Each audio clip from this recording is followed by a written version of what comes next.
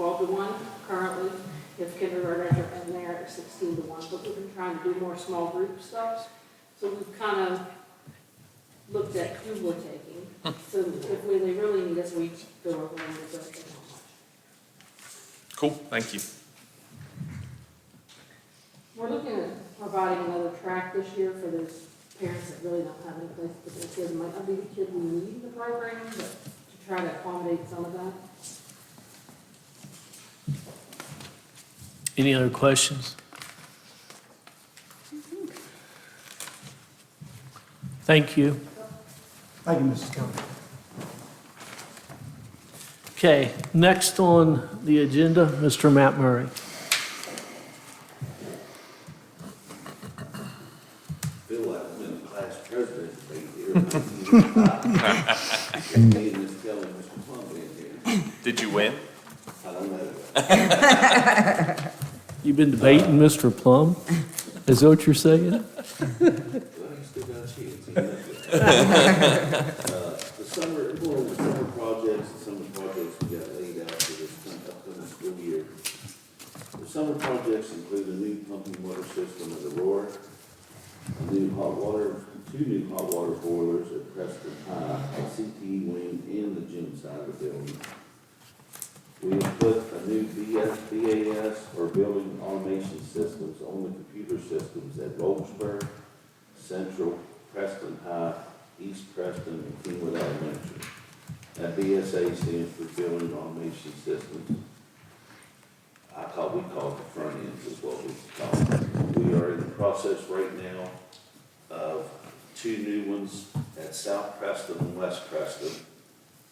And the reason for them upgrades is those programs were designed to run off of Windows 7. We're up to Windows 11 here now, so they're no longer functional. East Preston received two new AC units, pre-K and a kindergarten section, and I believe the other was maybe in the band section, but I'll have to double check that. New AC window units were placed in different locations around the county. Lots of plumbing repairs, electrical upgrades countywide, lots of painting as well.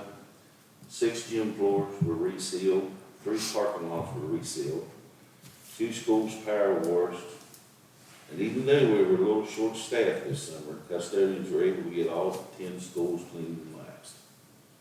Other projects that were hoping to be done over the summer months, but were not able to because of bidding issues and supply issues include safe and secure entryway at PHS, also the exterior door project at PHS, new roof and rooftop units on the 9th grade section.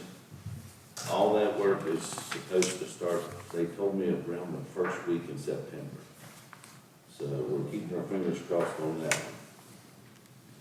one. Other projects taking place before winter include the add-on concession stand and the interior door project at West Preston, along with Fellsville's heating repair. The grant money we received from the Trenton Foundation will also be put to work soon on the walkway bleachers project at the track field, along with us finishing up the school store building out there. Also, we are replacing the bleachers at Preston High Gymnasium. They are beyond repair, and that work will hopefully be done in the spring around Easter time. And Mr. Martin has been in contact with the company, and we think that's very doable. Beyond that, we'll fix whatever emergency repairs that come up on a daily basis so that the students can come in a safe and secure location to get educated. Staff, any questions?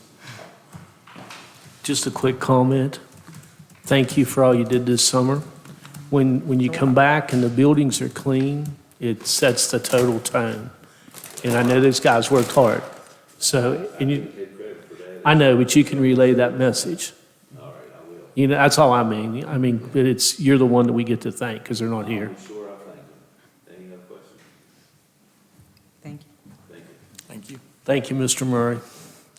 And last but not least, you lost the debate, Mr. Plum.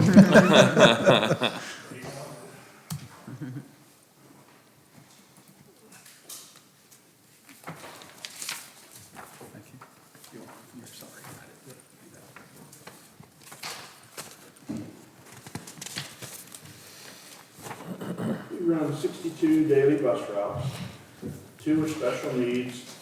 We operate about 15 spare buses. We currently have 4 mechanics. We have 7 sub-drivers, but in reality, we only have about 3 that work on a daily basis. That includes me and 2 of the mechanics. We're not in good shape with that right now. We're going to have to cancel some runs. It's inevitable. We've already had 19 people call off to this point this year. We're beginning a new substitute driver class next Monday. We have 8 people signed up. We're continuing to transport students to Preston County Youth Center from West Preston and PHS. 8 new buses are ordered.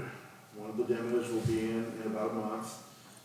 The rest of 7 will filter in throughout the spring. Work continues on a replacement band bus.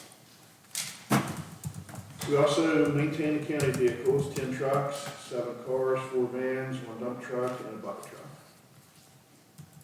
We're currently organizing a parts inventory system in the bus garage, which is now required in all counties. We provided 8 bus runs for summer school, 2 for extended school year, 5 for summer band, and 5 for summer sports. We've been able to deliver 8 loads of gravel for people that let us turn the bus around on the property. And this past year, our students transported about 70% of our enrolled students. Any other questions?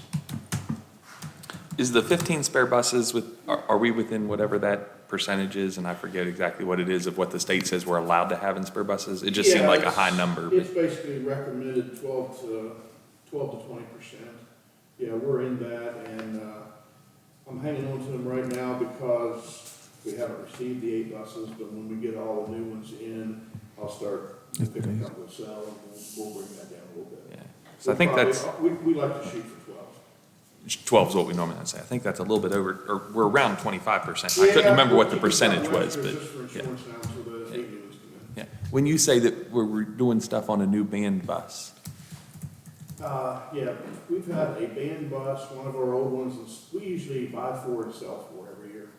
Instead of selling one, we only sold 3 last year, and we donated one of our buses to the band because theirs getting pretty old. Yes. And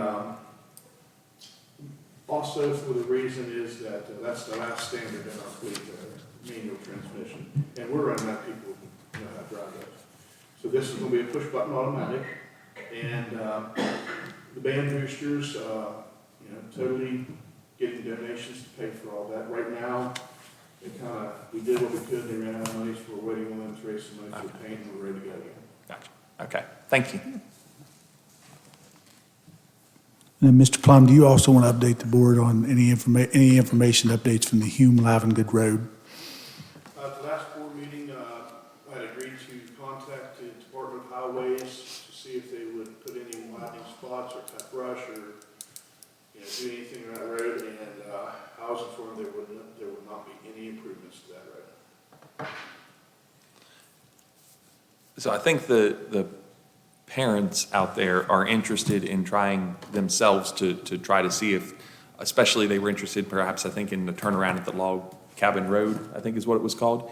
Is there a way that we can get a list, and I think Miss McCormick, Miss Dana is kind of heading that up. I'm happy to deliver that, or if you want to communicate directly with her, but can we give them I know we said there was a couple trees that need to be taken out, and maybe like there was a cliff drop off or something like that we wanted widen there, but is it possible for us to give them a list of like, here's the exact things that would need to be addressed, so that if they can, I mean, they're just asking like if they can try to get with the other residents and see if they can make those improvements on, or get those happen on their own. Sure. If we can get that list then, but you're still at the position right now, Log Cabin would not be a feasible turnaround to just do the turnaround there at this point in time. Is that correct? It would be difficult under the circumstances, and also there would be times when I would not want to come back down out of that road and back onto Brandonville in the winter. Yeah. Which we would do like a winter. Yeah, we have like what we do out Oh, my right. route, like you just call it an alternate route on those days or whatever. But anyways, if we can give them a finite list, or just a list of like, here's the minimum that would have to be changed for this to be considered a safe, I think they're gonna try to orchestrate some things on their own. And I appreciate all your efforts in looking at it. I know you've made a pile of trips out there and all that. So, I know it's taken a lot of time, and do appreciate it. Anything else? Okay, thank you, Thank you, Mr. Mr. Plum. Plum. Thank you. Thanks. Mr. McCrum. We didn't say you could leave. We just said thank you. I thought you and Mr. Murray said you were waiting on the votes. See you guys.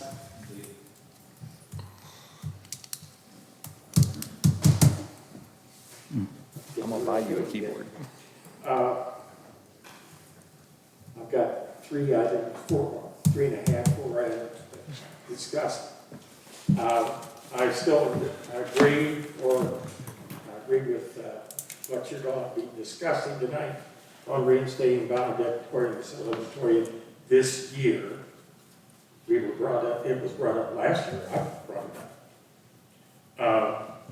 On the superintendent goals, Brad, I would suggest that you may want to, unless the rules have changed, administrators were evaluated every other year.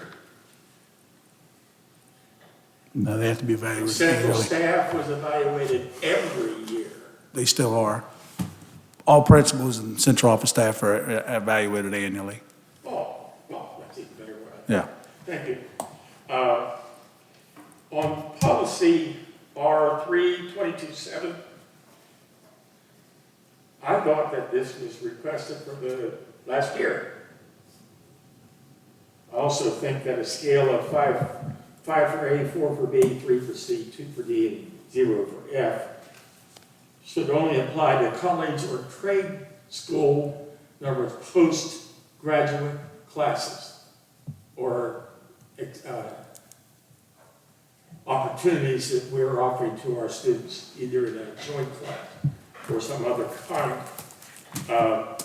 Other honor classes, I would suggest, should only be a quarter extra, not a whole one, which right now, if a student chooses to take an honors class as a freshman and continues it with a 4-year curriculum, that's like getting another whole A to average with no more classes. Of course, I know what that does to a grade average. I always discuss with my students, remember, don't ever get a 0, because it takes 7 A's to make it a D, excuse me. What I'm talking about, talking right now myself, I believe you should create a subject offering of 5 minutes for community action, for community discussion, either here at the end of delegations or before delegations. I would suggest before delegations would be an appropriate place. This would allow for allowing extension interactions during the delegations time, especially if you have central staff or you have somebody coming in, as we had at the last meeting, where it went to, what, an hour and 15 minutes. It should have gone by the rules 5. But it's also been past practice of doing that. So it's something we'll look at for sure, so that you know.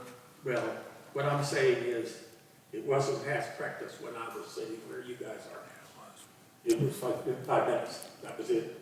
Okay. Now, I got to talk, but I was sitting there, so I always could talk. I do that. Thank you. Thank you. Thank you. Okay, moving on. Wait a minute, get back up here. I slid down there. At this time, I entertain a motion for the board to approve the agenda. So move. Second. Moved by Ms. Feathers, second by, my mind just went blank. Mr. Kisner. Sorry about that. It's been moved and seconded. Any questions or comments? Hearing none, call for the vote. Sorry, Mr. Kisner. Voting is open. He's so quiet down there, you forget. I just, my mind just I've done far worse. Motion passes 4-0. totally blank.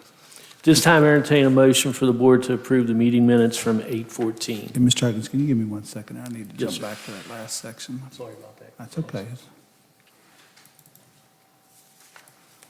I don't want to put the notes there. Put it back here.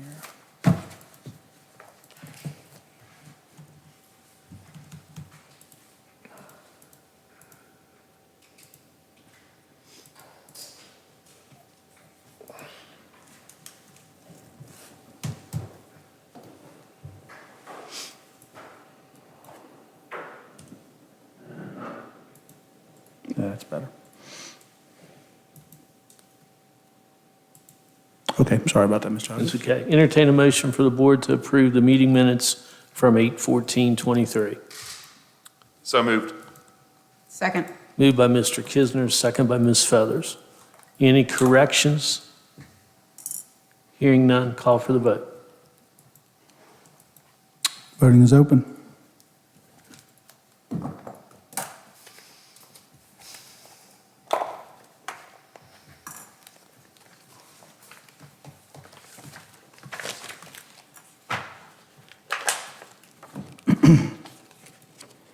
Motion passes 4-0.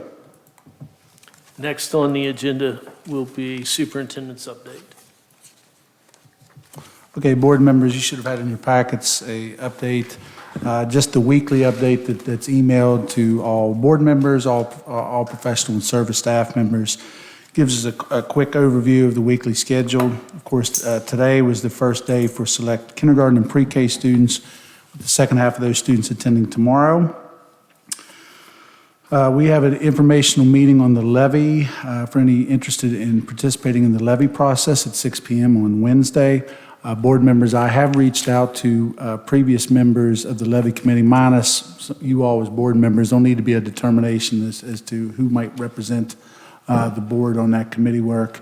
I've also, communicated that to our building administrators, but other community members who've been involved, we've already made contact with those. Board members were scheduled for state-level training on the 8th and 9th of September in Charleston with the State Board Association. The West Virginia State Teacher and Service Person of the Year ceremony is going to be taking place at the Clay Center in Charleston on September 12th. Of course, we have a state finalist. Mrs. Susan Moran from Preston School is a finalist for the Service Award. Jamie Knotts will be representing the county on behalf of the teacher. I would say our quarterly publication, we tried to recognize Mrs. Moran. She's on the front cover of our quarterly publication for this time. I think very well deserved in terms of Susan's outstanding work at the Preston School. We do have a lot of staff members who will be attending the Visual Learning Conference at Seven Springs Resort. I've talked with our central office staff to try those who are not attending the conference themselves to try to make themselves available for possible substitute work that day, as we'll envision there'll be quite a few staff members out, so we'll certainly try to cover those classrooms as much as possible with additional help in the central office. Just a quick update as to getting off on the school year in regards to our staggered start, some of the training offerings that we had both the first week and during the staggered start too. I know Mrs. McDonald was able to work in groupings with their cohort groups. I think it was K-5 cohorts. They were able to work on the dates in which they didn't have student commitments. So it's been and then on Friday, of course, we had a scheduled day where we had our new a follow-up new teacher orientation session, and it's the desire to bring those folks back on multiple occasions during the course of the year to continue to work with our new staff. Other notations within that, of course, we have, we're going to close out our survey on the opening day staff development, but Ms. Slayton, we've gotten roughly about how many responses thus far? Okay, so we've gotten a good turnout of staff members with that. We also have included a survey for some of our teachers who might be interested in attending the science conference at Wheeling. I know that we've kind of availed that day within the calendar to make that a possibility for a lot of our science teachers in late October. There's also a brief testing update from Mrs. Ryan. The McKinney-Vento referral form was shared by Mrs. Schaefer, and I provided a lot of follow-up information that was in previous updates. Mrs. Varner was contacted by the health department in regards to, we've just reiterated in terms of how we would handle COVID situations. It was recommended from the health department, which was really the recourse we used last year. If there's a documented case, that there would be staff members or students, it's recommended 5 days out from the onset of the symptoms with a possible return on day 6 through 10 with a mask. That was really what we operated off of last year, and the health department was just recommending the same. We do not currently have any reporting requirements to the state at this time. So just wanted to update on that as well.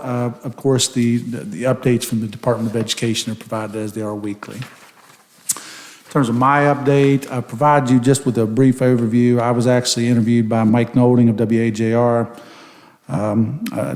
Included an article there that just summarized. Don't do a lot of radio interviews, but I felt like it went relatively well. That was probably the first radio interview I've done in quite a while. Mr. Huggins and I are in receipt of a letter from the West Virginia Office of School Finance that indicated the audit file for Preston County Schools has been closed out for the 2022 fiscal year, noting the district had we had no district findings. I mean, it's saying an either or, but we had no district findings.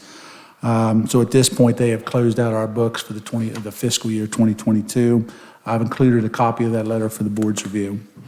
As I said earlier, our first levy committee meeting is scheduled for Wednesday, August 30th at 6 p.m. here in the boardroom. Board members, you may want to have, decide whom is actually going to actively serve on that committee. Some of you have served on that committee in the past and were not board members at the time, so I think it would be prudent to make a decision in terms of who might want to represent the board so that we don't have any more than 2 attending meetings consistently. The general summative and SAT testing results are now available. It will be my intent to have a report available for the board's review at our September 11th meeting. This past Friday, new teachers attended a follow-up orientation session with our curriculum directors and academic coaches. I think it was a very productive day. And again, we are planning follow-up sessions throughout the year. And Mrs. McDonald, Mrs. Layton, anything you'd want to offer from those sessions for the boards? Anything you'd want to mention about those sessions? They went really well. We had good attendance, everybody was pretty much here, and we planned our next sessions, and we did announce who their mentors would be, so they got to meet those folks and start building those connections. Great. And it was a good day. I appreciate y'all's work with that. As we stated earlier, of course, on September 12th, we'll be attending the West Virginia State Teacher and Service Person of the Year banquet. The 13th was Visual Learning Conference, which was mentioned earlier. I do have an update on the ongoing process in terms of being reviewed by the West Virginia Public Service Commission about our water situation at West Preston. We do have a hearing scheduled on the 15th of September with the ongoing issue with the Arthurdale Water Association and PSD number 1 in regards to which entity will ultimately provide water for the school out at West Preston. As Mr. Murray alluded to earlier, Veritas is reporting that they are planning to begin moving in materials on site in preparation for the door replacement and front entryway project at Preston High. Initial work will involve adding an additional door entry at the front of the PHS in advance of replacing the storefront. I know that we'll need to work in conjunction with Mr. Murray, with Mr. Schmidl, with Mr. Seymour, Mr. Plum in terms of making proper arrangements once that construction process gets underway in regards to, procedurally in terms of drop-off, pickup, and things of that nature. Preston County Schools has been granted a waiver in regards to House Bill 3271 by an action of the West Virginia State Board of Education during their July 12th meeting. The waiver is approved through August 1st of 2024 and will provide the district with time to install the needed audio devices that are required in special education restrooms. At this time, we have 2 vendors who have supplied 3 quotes for products and also with needed cabling.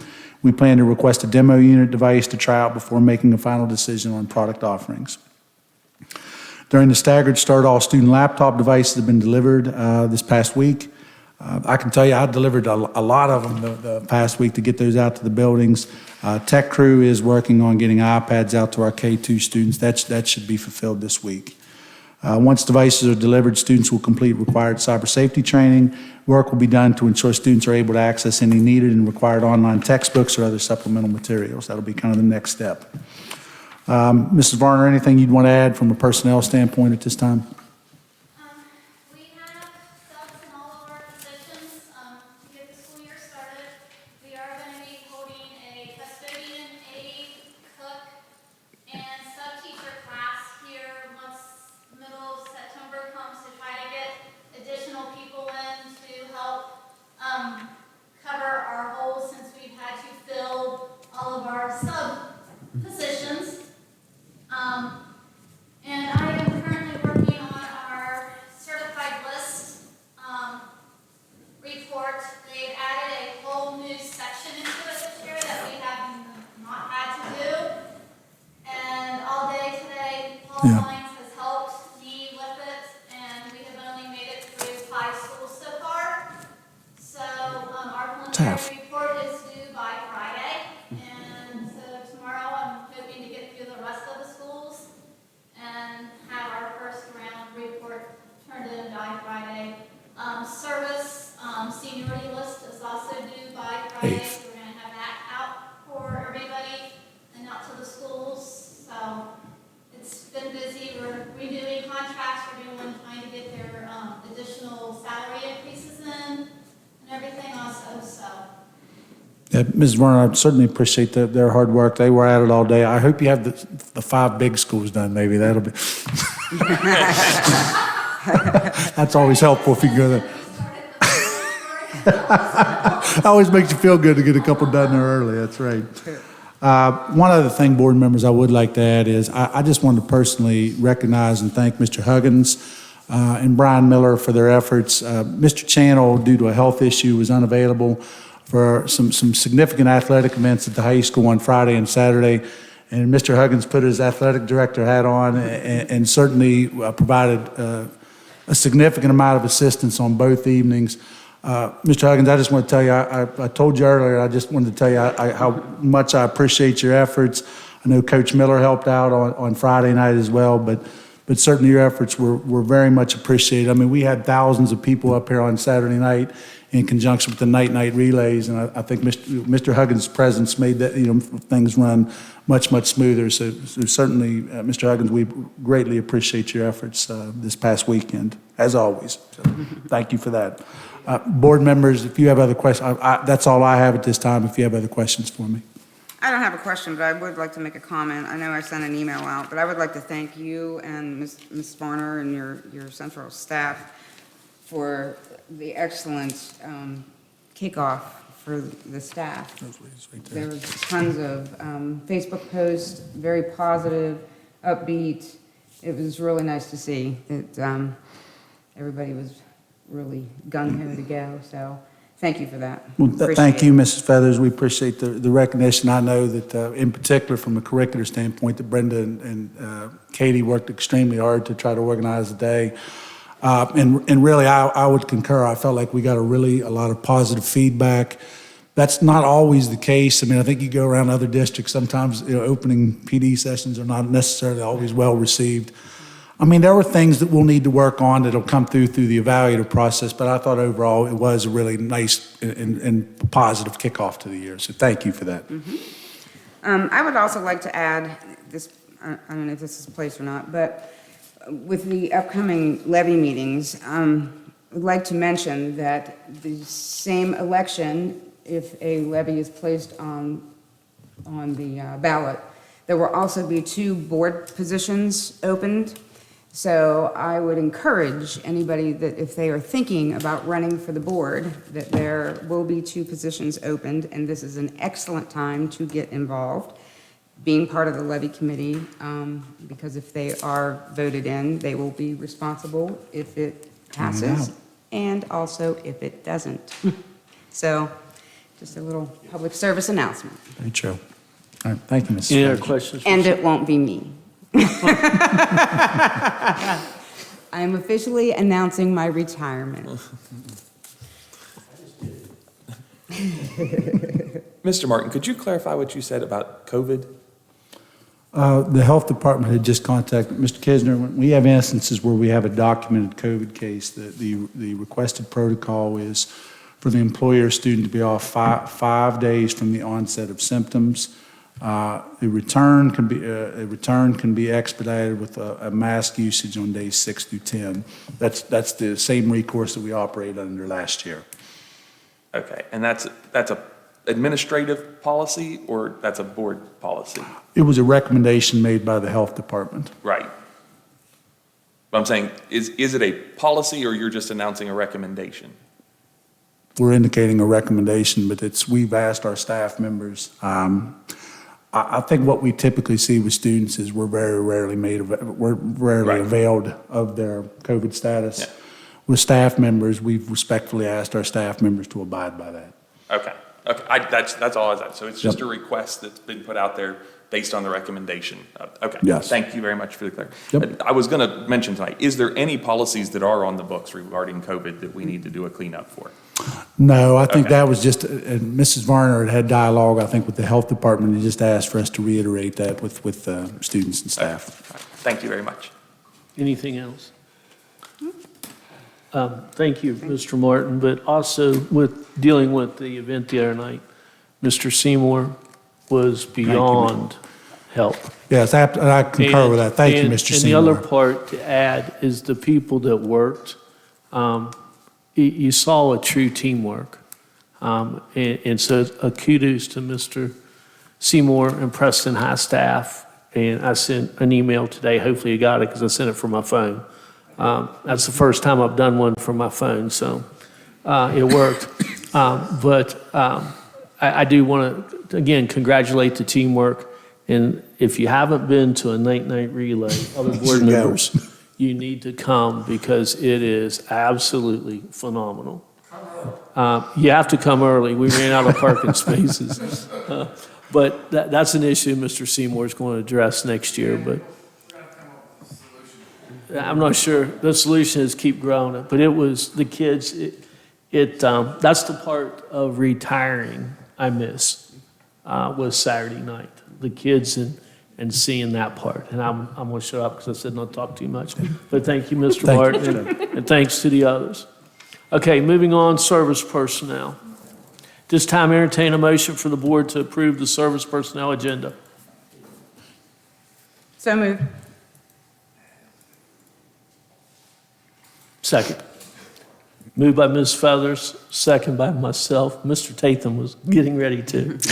Any questions or comments? If you can just give me a moment. Sorry, I Okay. can see some changes since I got to review it the other night.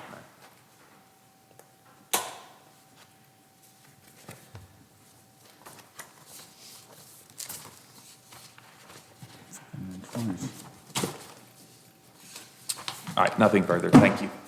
Okay, hearing none, call for the vote. Voting is open.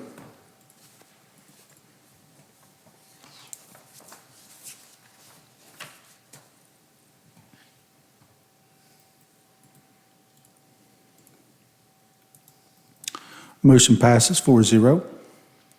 At this time, I entertain a motion for the board to approve the professional agenda. I would like to make a motion that we go into executive session for a legal discussion. Second. Okay, it's been moved to go into executive session by Ms. Feathers, second by Mr. Kisner. This will be a voice vote. Mr. Tatham? Yes. Yes. Yes. Yes, 4-0 at 4-0 6:40. at 6, is that what you had, 6:40? Yeah. Okay, all right. Mr. Martin, just make sure to turn off the feed. Yes. Yes. Yes. Yes. Time is 7:02. 7:02. There was no action taken on the legal issue. Okay, going back to professional personnel. At this time, entertain a motion for the board to approve the professional agenda. So moved. Second. Moved by Mr. Kisner, second by Ms. Feathers. Any questions or discussion? Hearing none?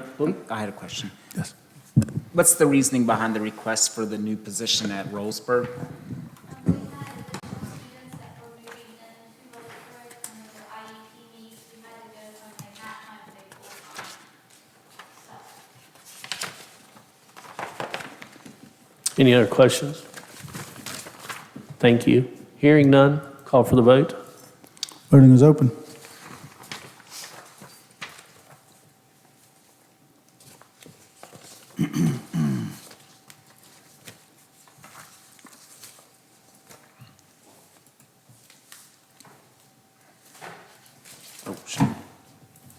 Motion passes 4-0. At this time, entertain a motion for the board to approve the superintendent's identified goals for the 23-24 school year. These goals must be approved by us by September 15th annually. So moved. Second. Moved by Mr. Kisner, second by Mr. Tatham. Any questions or discussion? How will we see progress towards these goals? Like specifically, let's say, for example, number 3, about instructional resources. I would say this, I think what we'll have to do is like have a checklist at each school and signed off maybe on classroom teachers as a means of demonstrating. I know that was something that was kind of demonstrated at the end of year as an area of importance. So we're going to have some type of checklist where instructors are signing off that they have all needed materials for their classroom in line with the adopted and supplementals available at that grade level. Okay. Well, for that specific example, my only concern with that one would be, like, say, because with that one that we had before, it was the teachers had that instructional resource, was how that was communicated back to us. But just because the teacher had that instructional resource does not mean that the students in the classroom of that teacher had that instructional resource. I think there's a big difference between a teacher having a textbook or access to a textbook and the student actually having the instructional resource. Mr. Tatham, I would say this, beyond just making contact, but there was 4,600 students. I understand. Do you understand where Right. I'm getting at? Yeah. I mean, we're required by law to furnish the instructional resource.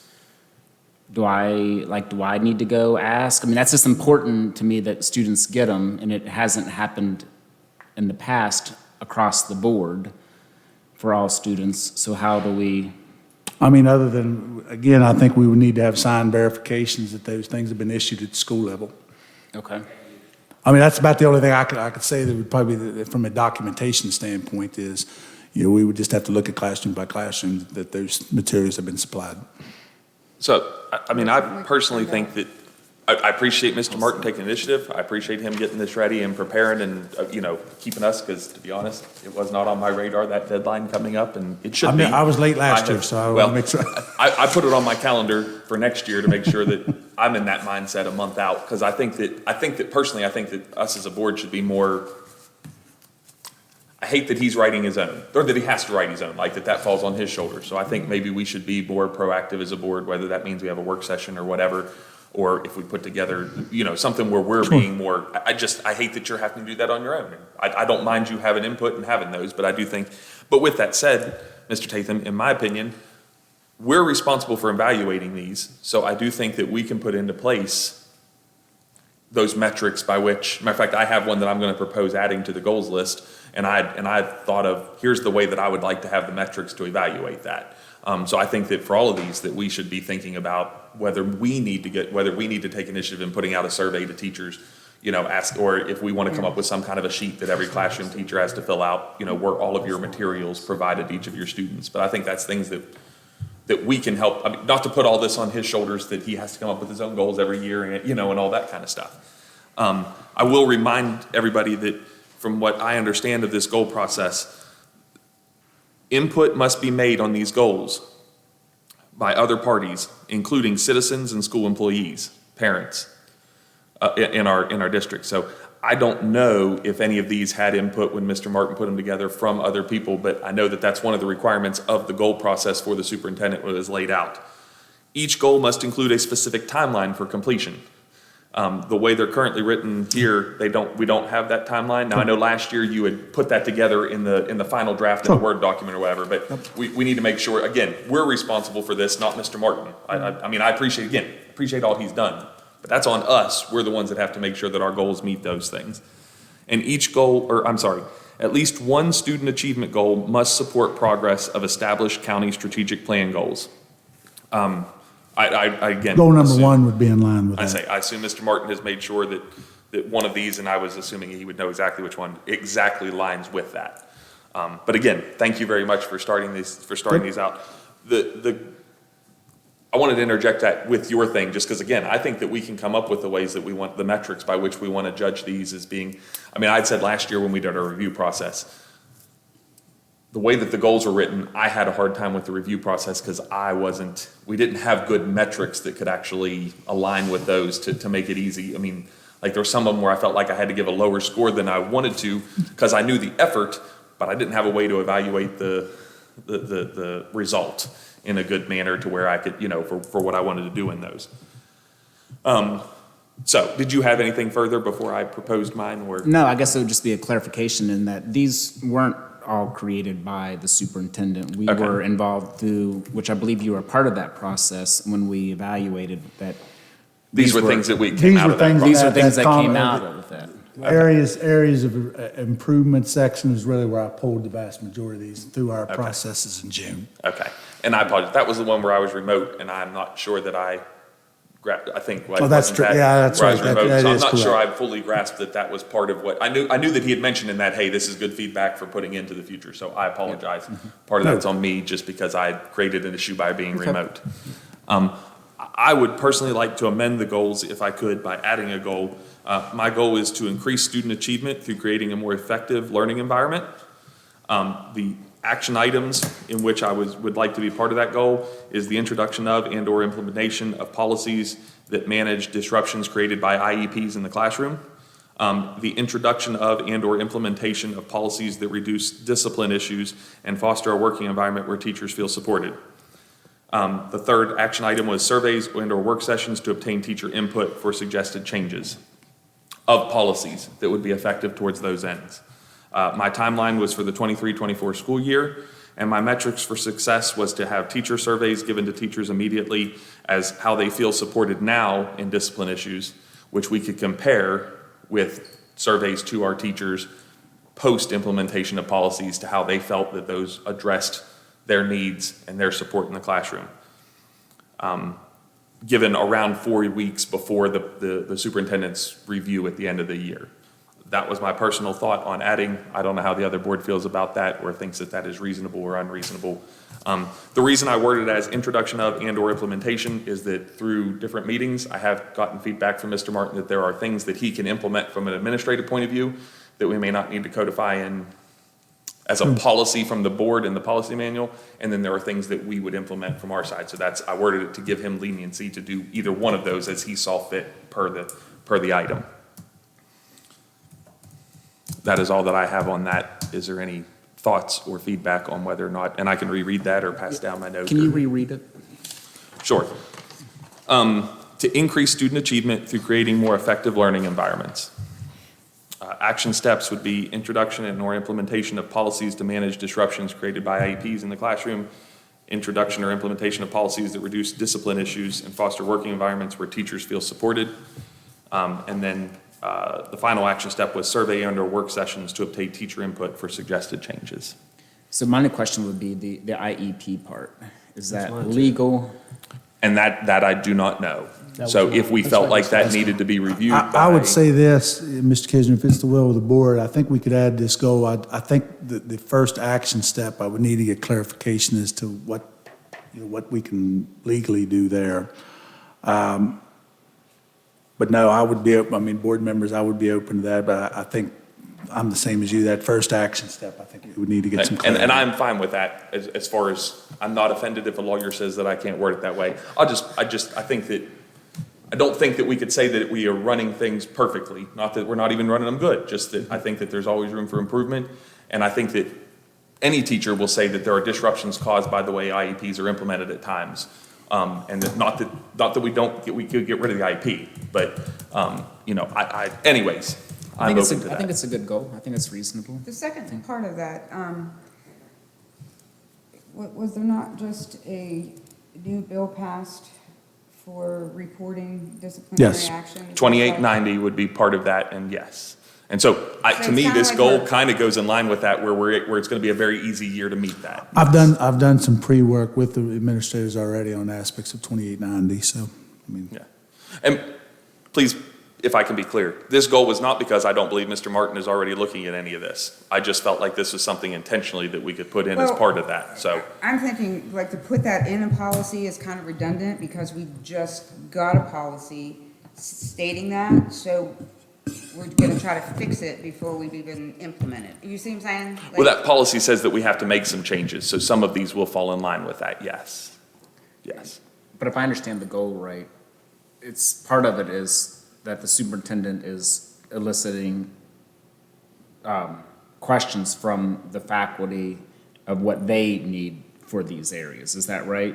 Part of that Is is, that- yes. That was one of the action steps. Yes. Yeah, I mean, Yeah. is that- Part is of my that- metrics is, do teachers feel like this is being effective? Is they feel like this is supporting what they feel like their needs are?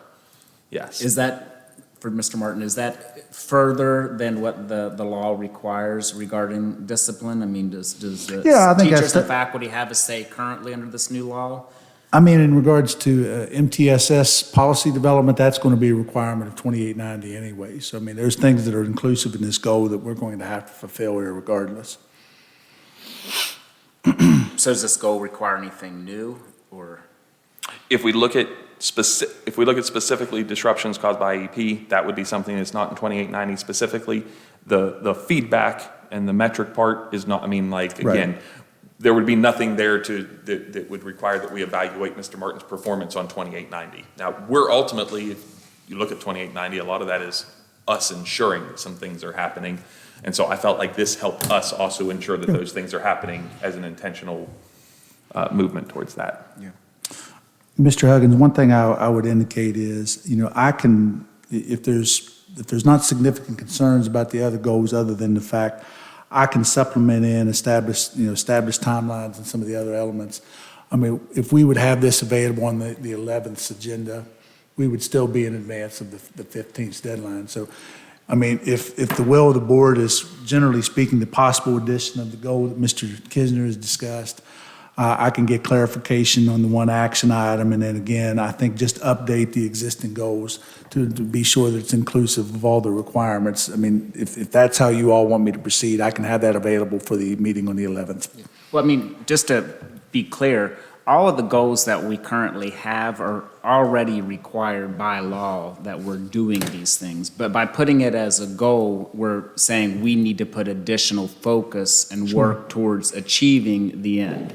So I don't think it should be said that for this potential sixth goal, that it's duplicating a law, because then we would need to rewrite 5 new goals, because we have that. I think we're saying that this is something that we need to really focus on this year to improve. Is that right, Mr. Kisner? I would agree with that. Okay, so I think it's wonderful to have more goals that help us achieve what we should be doing.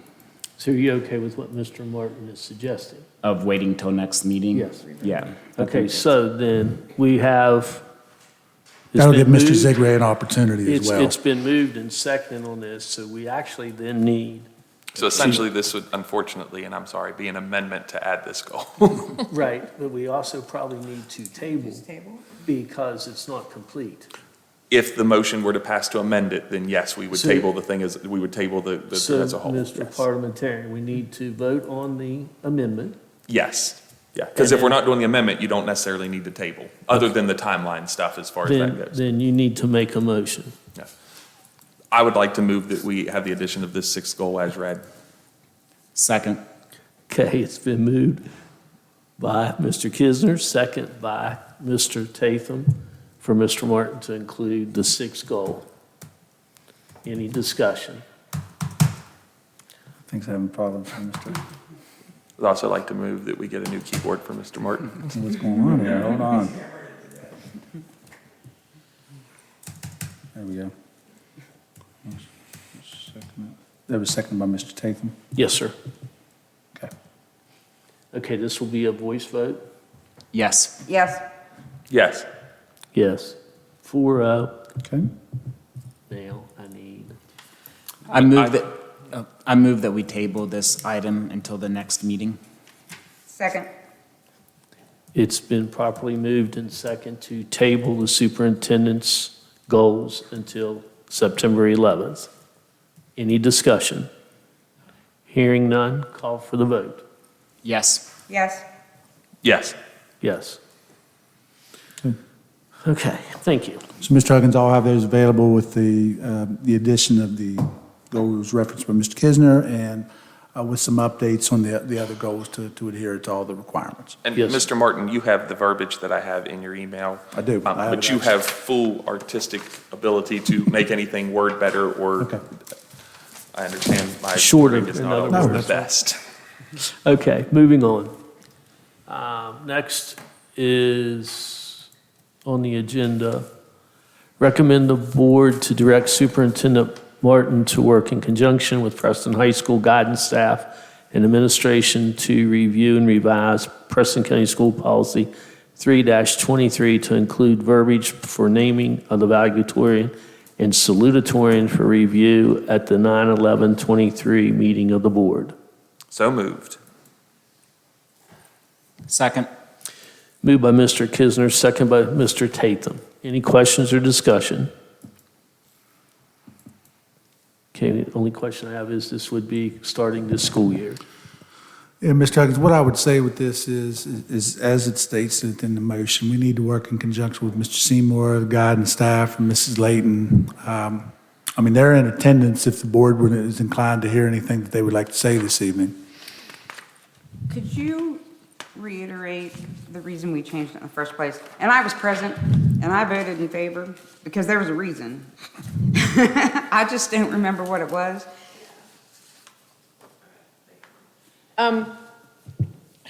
Several things happened, and that's my only, hesitation about this moving forward. It's kind of even going to be an even bigger issue.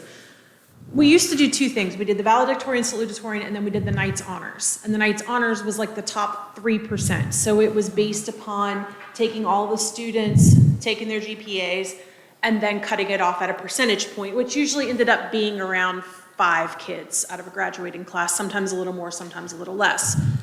And it happened a lot of times in the past, but the year we finally discontinued it, we had a student, so student A attended Preston High all 4 years, took many, many, many honors classes, was a very active student, involved, engaged, and she stayed her full year, her senior year, and never got anything but an A. She got an A in every class. Student B had a B back in her freshman year, and she left early her senior year. So by leaving early, she didn't have to take any non-weighted courses. So student B was made a Knights Honor, student A was cut off. And so that was what was happening. It became a GPA kind of numbers race that wasn't really acknowledging the skills or the achievements of the kids so much as it was who played the game better. Mm-hmm. And it was getting kind of nasty. We were getting a lot of argumentation from the parents, from the families. It was just a very heated, uncomfortable. And so we came up at that point as a big group, whoever was involved in that, with the system of let's set a criteria and honor the students that reach the criteria. And that criteria was the magna cum laude, summa cum laude system. Mm-hmm. So that way it's not really based on who you beat out. It's based on, did you achieve above a 4.0? Did you achieve above a 4.25? Did you achieve above a 4, and it recognized you at that level. Some things to consider when you look at valedictorian.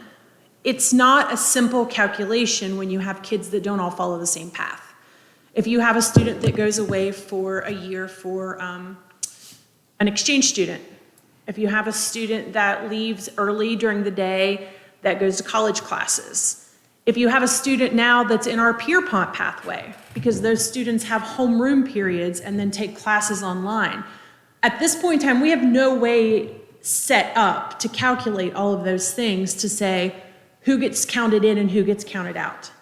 And it's mathematically, how do you determine what's fair to say that the kid that did the extra things but maybe didn't keep the same GPA because they weren't in the same classroom as the kid that didn't do the extra things, or vice versa. Like, it's something we have to really, really track down to calculating every possible scenario if we're gonna do it, in my opinion, because I'm just worried about all those what ifs cause a lot of hurt feelings, and it causes a lot of problems. So that's why. I have a question. So Sure. refresh me, what's the highest, the magna cum laude, is that the high? Summa, Yeah. so that's the highest, and that's just hitting a GPA, so there could be 1 or there could be 5 students at that level, right? Could like a compromise type of a situation be that of like whoever reaches that criteria to being the highest, then from that, there's an application process that a valedictorian is chosen from one of the highest criteria. That's a possibility, rather than just a numerical Yeah, cutoff. in essence, keep what you have of the 3 different criteria groups, so more people get recognized for achieving something amazing of having over a 4.0, right? But then within that, by having a process where there's an application process, then the human element can pick the valedictorian and the salutatorian so that you still have a clear 1-2 speaking part. Just a off my head idea. I mean, are you concerned just about it from the perspective of someone to speak at graduation, or is it more about the recognition of the position? Not so much speaking, but the recognition of having a goal, of having something to shoot towards and knowing why that person is that. And I think that's a really cool idea. My only downside to doing it right now is we didn't tell them what they were aiming for before we named that valedictorian. So if we start it right now with the senior class, they have no idea what criteria we're going to use, so they had no way to try to aim for it in advance of. So I honestly, I don't have strong feelings either way. I'm just playing the what if game because I know that will happen. I just want us, if we do this, to be as prepared as we possibly can be. Mr. Seymour, it looked like you wanted to say something. Yes. Make sure that mic's on, Mr. Seymour. I think it still is.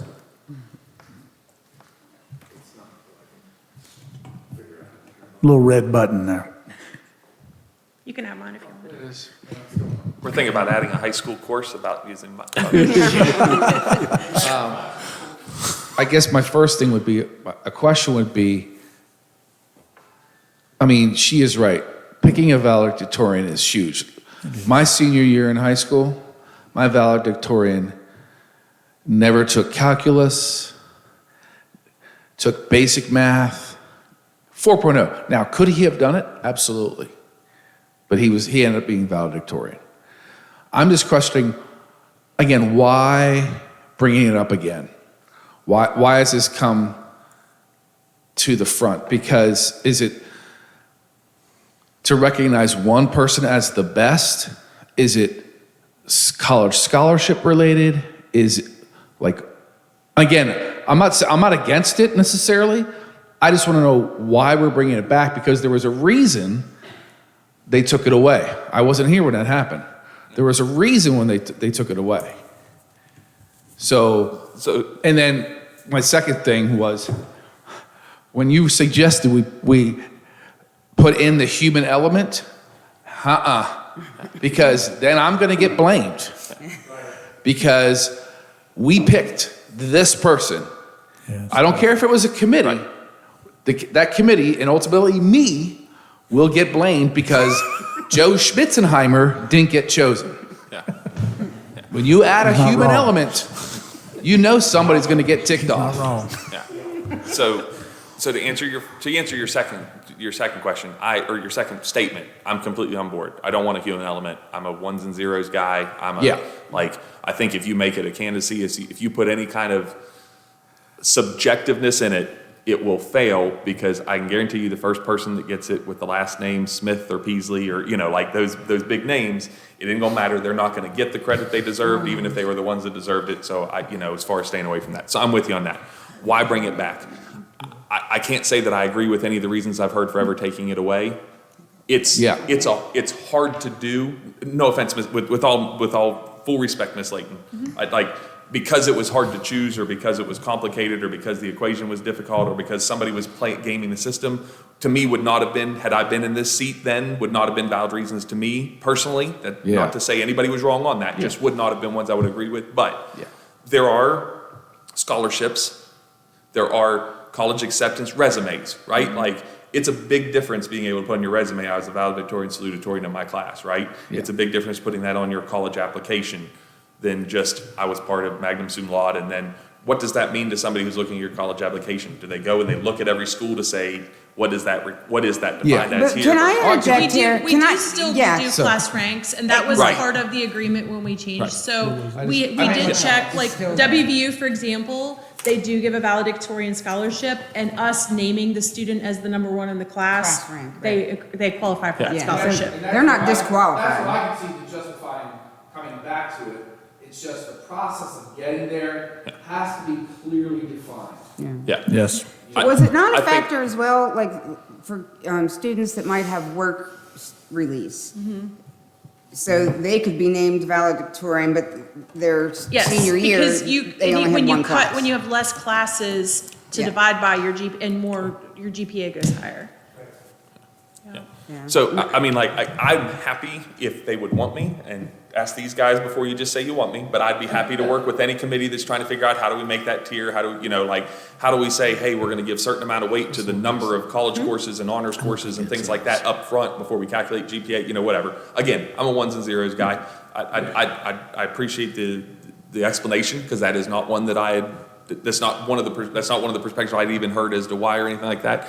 I do think, I don't know how many meetings we've had curriculum-wise that we talk about rigorous curriculum development, and I can't imagine anything, there's nothing, I was nowhere close to valedictorian in my class other than I dated her. So that was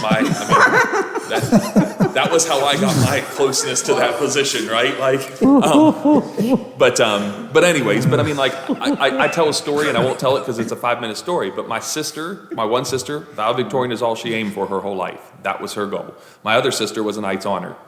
I was not either one of those again. But I'm just saying, I do think that competition is what breeds success in our country. That is a trademark and a staple of what creates success. And I think it's important to give kids something to aim for that, personally. And so that's why I personally would like to see it back. When I heard that it was gone, this is how far I was out of the system before I even ran for Board of Ed. I didn't know we didn't have one.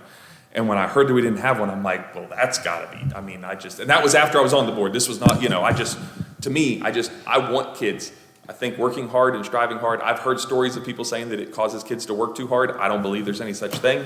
I understand that people stress and that I don't stress in that way and I don't associate with that, but I think that it's good to give that and to have that to strive for.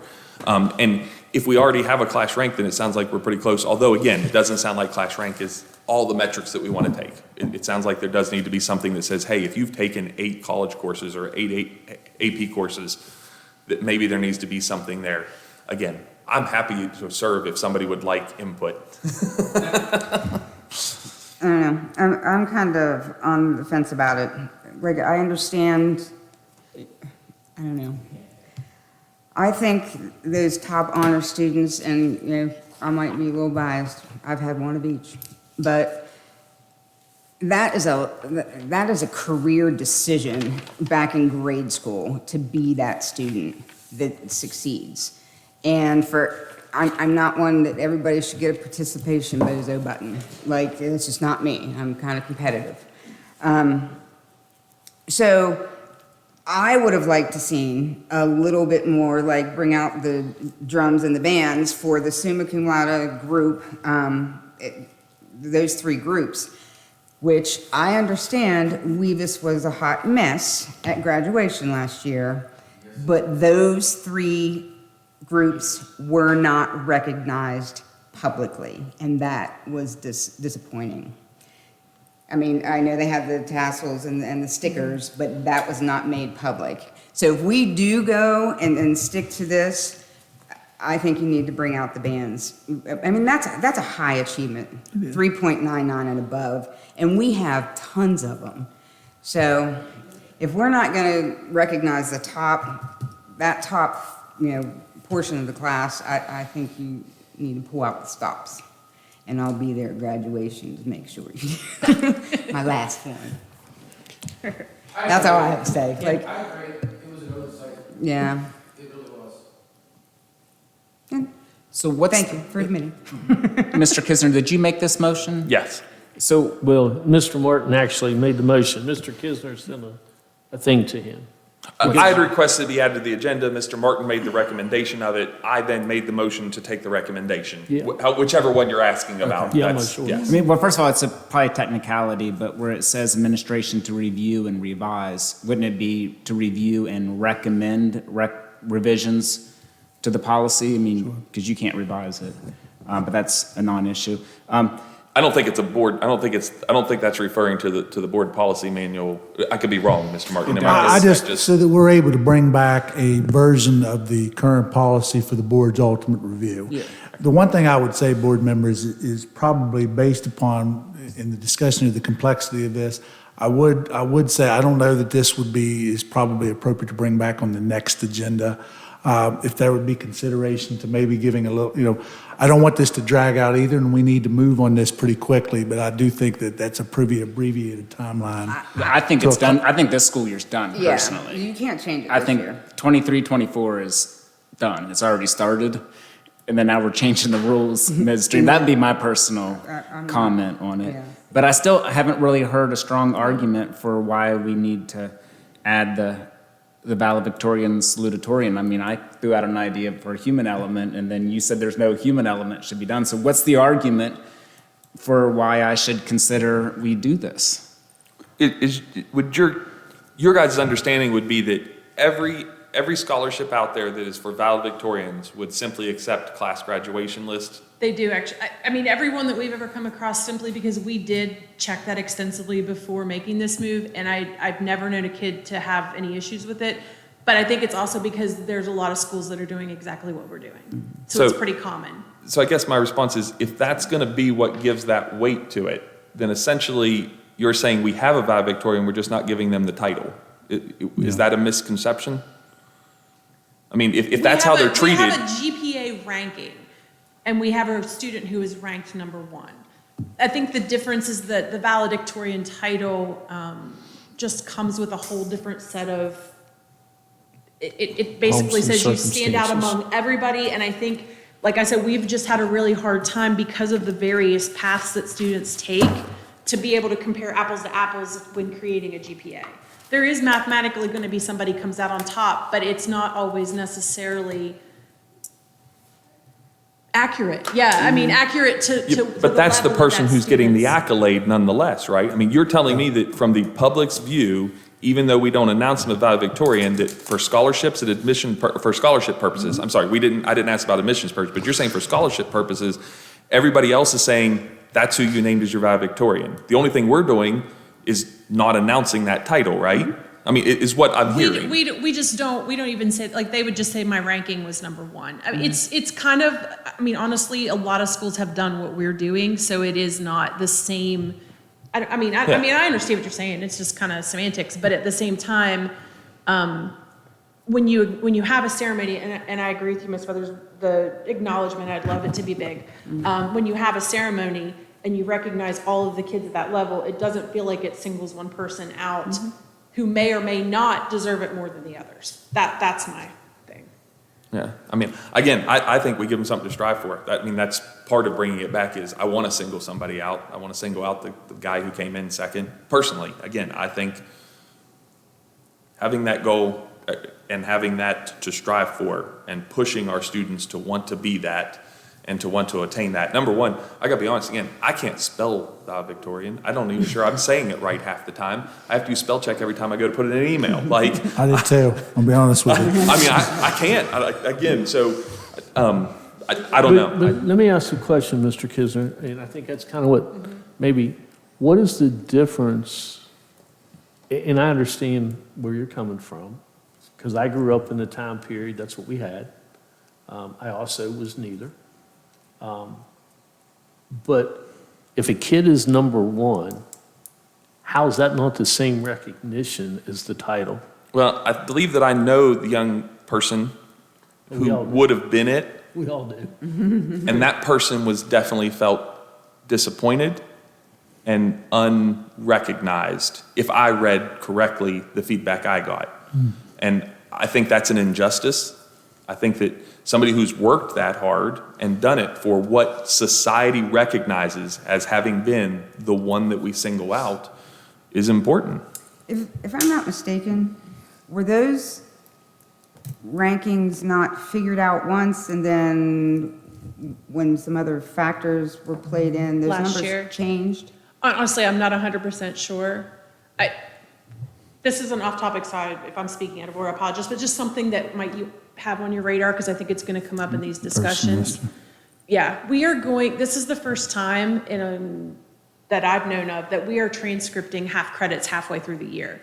They're still getting the full credit of the class, but instead of transcripting one full credit at the year, we're transcripting half of the half. And that's a WEVIS change in how we're calculating and the way they do terms and all that.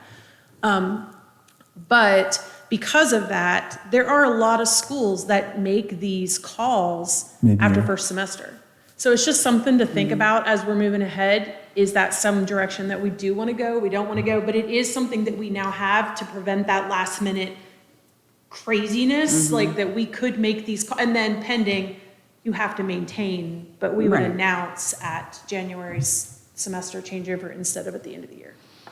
I would like to add too, all of us up here, when we were in school, there weren't all these options. Correct. There was general ed and there was the smart kids. You know what I mean? Like you pretty much knew, like you were either, and I don't think there was a weighted class, like no such thing. You got an A or you didn't.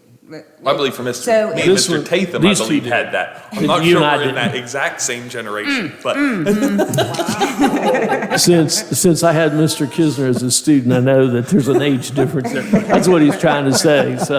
again, But you That's are what I'm saying. I paid There's- attention in osmosis class. I hung out with the smart kids, all right? Okay, well, we've kind of digressed here. There's a lot more factors going into that formula now that. So, I don't disagree didn't with that. have that Again, back I'm in all the for day. having a Back in the formula. I mean, to me, that's the part, that's the detail to be worked out from this, is that if there are things that we want to, that they feel need to be taken into can't consideration He can't because sit on his we hands. came up short on people that took more classes and more honors classes, I'm all for very black, white, 1-0 criteria being in there. go ahead, Mr. Seymour. I would just say, like, we will take a thorough look at this both ways. If you just give it to us as an administration and as a district, we can look at it, and we can come back with a couple different scenarios for you guys to look at, and you're welcome to be a part of that process. And then we need to go from there. That's, Because we could dream up scenarios from now till I want to be in bed. So, yeah, so it sounds like you're recommending that we pass this motion so that you guys can look at it again and give us. except with that, and I agree, because I said, I was just getting ready to say we're digressing. But with that, this motion has 9/11. And How about at a future meeting? Yeah, I would definitely take the 9/11 out just because It's 2 to weeks. hammer this out, and like Mr. Tatum said, it's already too late for this school year. Yeah, So there's no sense in trying to rush it through. and do it right. Right. Take your time and do it right. Yeah. That being said, it's not on the agenda and there's no action item, but I would encourage, like, please. It is an action. You talking No, about? no, what she's gonna say. For those 3 groups at graduation, like, yeah. bring out the bands, like, We seriously. will make sure of that this year, I guarantee you. Okay, so I need, So on this, I mean, I fully still don't understand why we wouldn't do this for this school year. Mr. Martin, when you wrote this recommendation, were you of the mindset that this was improbable for this school year, or? I think the only issue that you would run into is, again, we have started the school year with processes, with certain expectations. I mean, I can't say that it's an absolute impossibility, but I do think that in regards to the recommendations from the high school administration should be taken into consideration on this. I think when kids register for classes the prior year, like, that could be, you know, like, if we implement this now, you have seniors now, they're gonna say, well, I wish I'd known that, I would've taken blah, blah, blah. It's too late, you can't.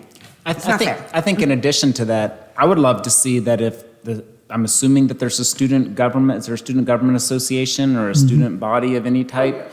I would love to get their input on this so that when this is done, everyone feels like this is our decision as opposed to your decision or or whatever. ours, So, or ours, yeah. or our decision. So, Like a for instance would be, you know, if I'm already in SUMA, do I really have to take that other dual credit AP course, or can I just take this course? So when they made their course choices for this year, they weren't thinking, am I making this choice to try to be valedictorian?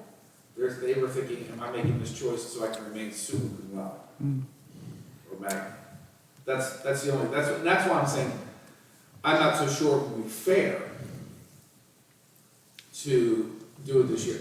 But I will do whatever the board says. I'm just gonna put you right out front, and we will work on this to try to get it to you as quickly as we can, of course. But I wanna do what's fair, because there may have been a student who would have taken a different class if they had a Correct. shot at valedictorian. That is correct. Thank you. Okay, so really, we need an amendment here. I move we amend the motion by removing 9, 11, 23. And propose revisions. What was that, sir? And propose revisions, where it says to review and strike revise and propose revisions. Okay, change the wording. To make it a proposal of a revision as opposed to, or a proposal of a policy. Okay, are you seconding that then? Yes. Second. Moved by Mr. Kisner, Teamwork. second by Mr. Tatham. Any discussion? This amendment has to be a verbal vote. Now, Mr. Huggins, I've got this here. I mean, if you, I can make the refinement if we want to take this on a vote. The motion as it stands would be to recommend the board to direct the superintendent to work in conjunction with Preston High School guidance staff and administration to review and propose revisions to Preston County Policy 3-23 to include verbiage for the naming of valedictorian and salutatorian for review at a future meeting of the board. Is that I'm okay with that. okay? So we'll be voting just on, with the computer then? But we have to do the amended first. Well, he just changed the original Oh, motion. you just did, it. Okay, so, okay, we can just vote this way then, right? Not correct by polity, but it's okay. Well, I can, No, I'll tell you I'm what. perfectly fine with not making a joke. Just, We can input an amendment there if that's. how you all want to I proceed. was promised, that was just, Okay. Okay, then. just to lighten the mood. Okay, call for the vote. And while we're voting on Voting that, is open. how many years has that been? Because it changed when I was still teaching, just if you remember. 6, because I wasn't here. That changed when I was teaching. Yeah. I just didn't remember how long. And I've been out going on 5. I don't think it was that long ago. I've been here, this is my, at least 6 years here, and it was a couple years out, probably 4. Because it wasn't since I've been here, because I didn't vote for it. So I'm not being critical, I wasn't on the board. That was just a curiosity thing, just sometime. Motion passes 4-0. Okay, thank you. And I apologize for asking that. Going on is discussion information dealing with policies R-3, -22-7, and 8. Okay, Mr. Mr. Turner. Moore? Yeah. Sure. Basically, Mr. Huggins, this item was placed on the agenda at the request of Mr. Kisner. He had called for a recommendation for K-4 report cards and grades to be delivered to parents in the same manner as grades 5 through 8. This request would require a change to Preston County Schools Policy R-3-22-7, grading policy and grading scale for grades K-4, and Preston County Schools Policy R-22-8, grading scale for grades 5 through 8. At this time, no surveying of parents, teachers, students, and staff has been completed in regards to the requested change. In addition, a committee of these same groups has not been established to discuss, research, or make recommendations to the board for their consideration. With the school year underway, I think much as to our previous discussion, programs to track and submit grades in line with current policy have been purchased. I know that we do have programs in place that have been purchased along this lines in consultation with Mrs. McDonald. In addition, teachers have been trained to grade as per the grading policies in place. However, based upon if it is ultimately the will of the board, Superintendent Martin can work in conjunction with Mrs. McDonald to survey needed stakeholders, as well as to develop a committee to discuss, research, and potentially make recommendations to the board in regards to K-4 grading and grade reporting for the board's consideration for the 24-25 school year. It is felt the proposed process and timeline suggested is more in line with the concept of involvement of stakeholders in making significant changes to existing policies and practices. So, again, if this is in line, I mean, we are certainly willing to assess anything to determine if, in review of stakeholders, if this is a process that is, ultimately seems to be that a strong consensus is shown amongst parents, amongst staff, I think that's something we can certainly assess. I just would like to be able to supply the board with information sufficient to make an informed decision on the matter. Okay, any questions? So in bringing this, I mean, my goal was as an action item. I did not want to beat a dead horse. We've discussed this several times. I will still contend our report cards currently do not inform or educate the parent on their, on an actual, there are conflicts with the way you can read it. There is not a clear, even the people in the system who are doing it, when they've answered me, have said, it can mean one of multiple things, therefore, no, the parent is not really getting the information that they think they're getting. That is my concern with the current system. With that in mind, I do believe in us being fiscally responsible. I take ownership of the fact that I should have had this on the agenda at least one meeting earlier, if not a month earlier. That is on me completely. So I appreciate whatever efforts, or the efforts of Mr. Martin and Ms. McDonald I would not push this motion at this point in time based on that feedback for this school year. The only thing I would suggest is putting a time frame on it. If you do want them to move forward in running the surveys, whatever, give them a timeline to do that.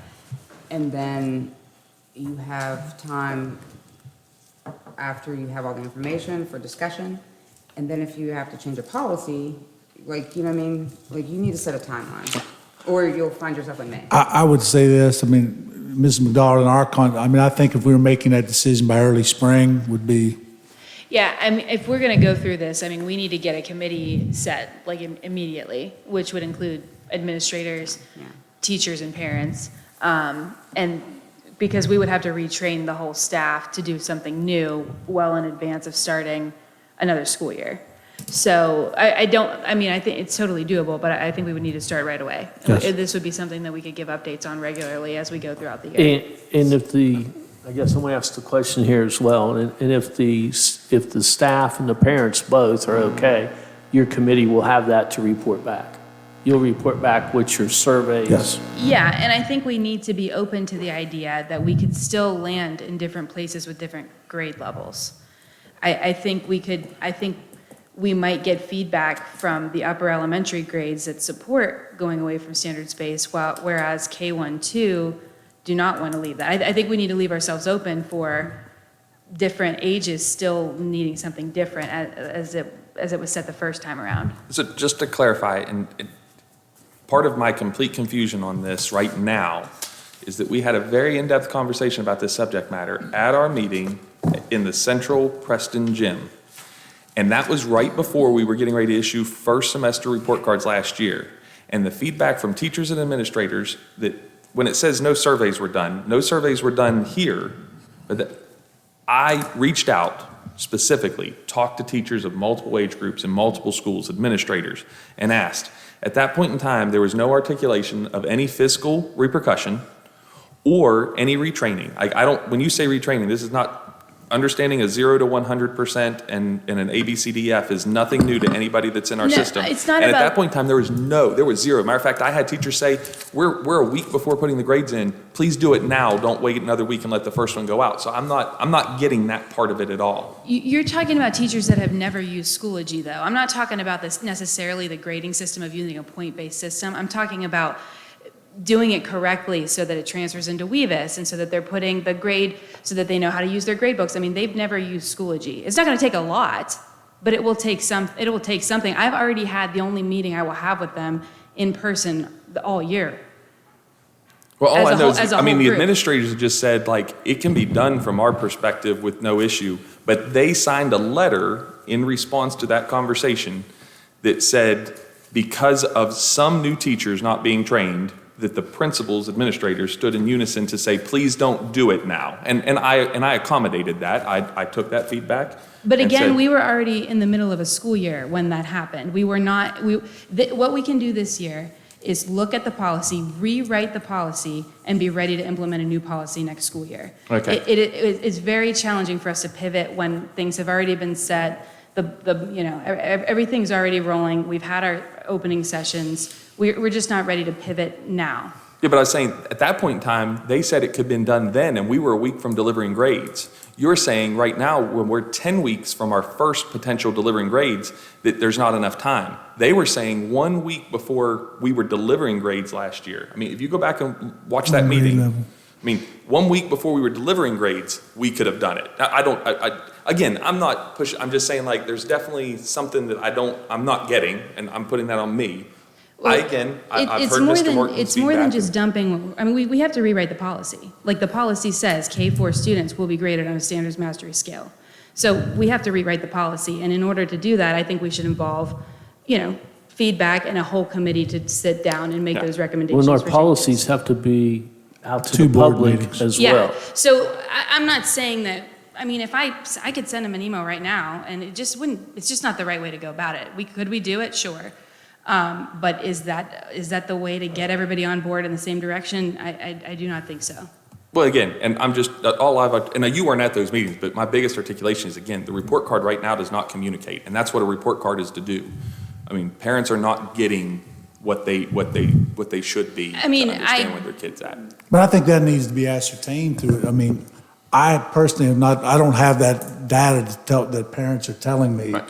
I'm not saying you haven't had those discussions with Right. parents, but Right.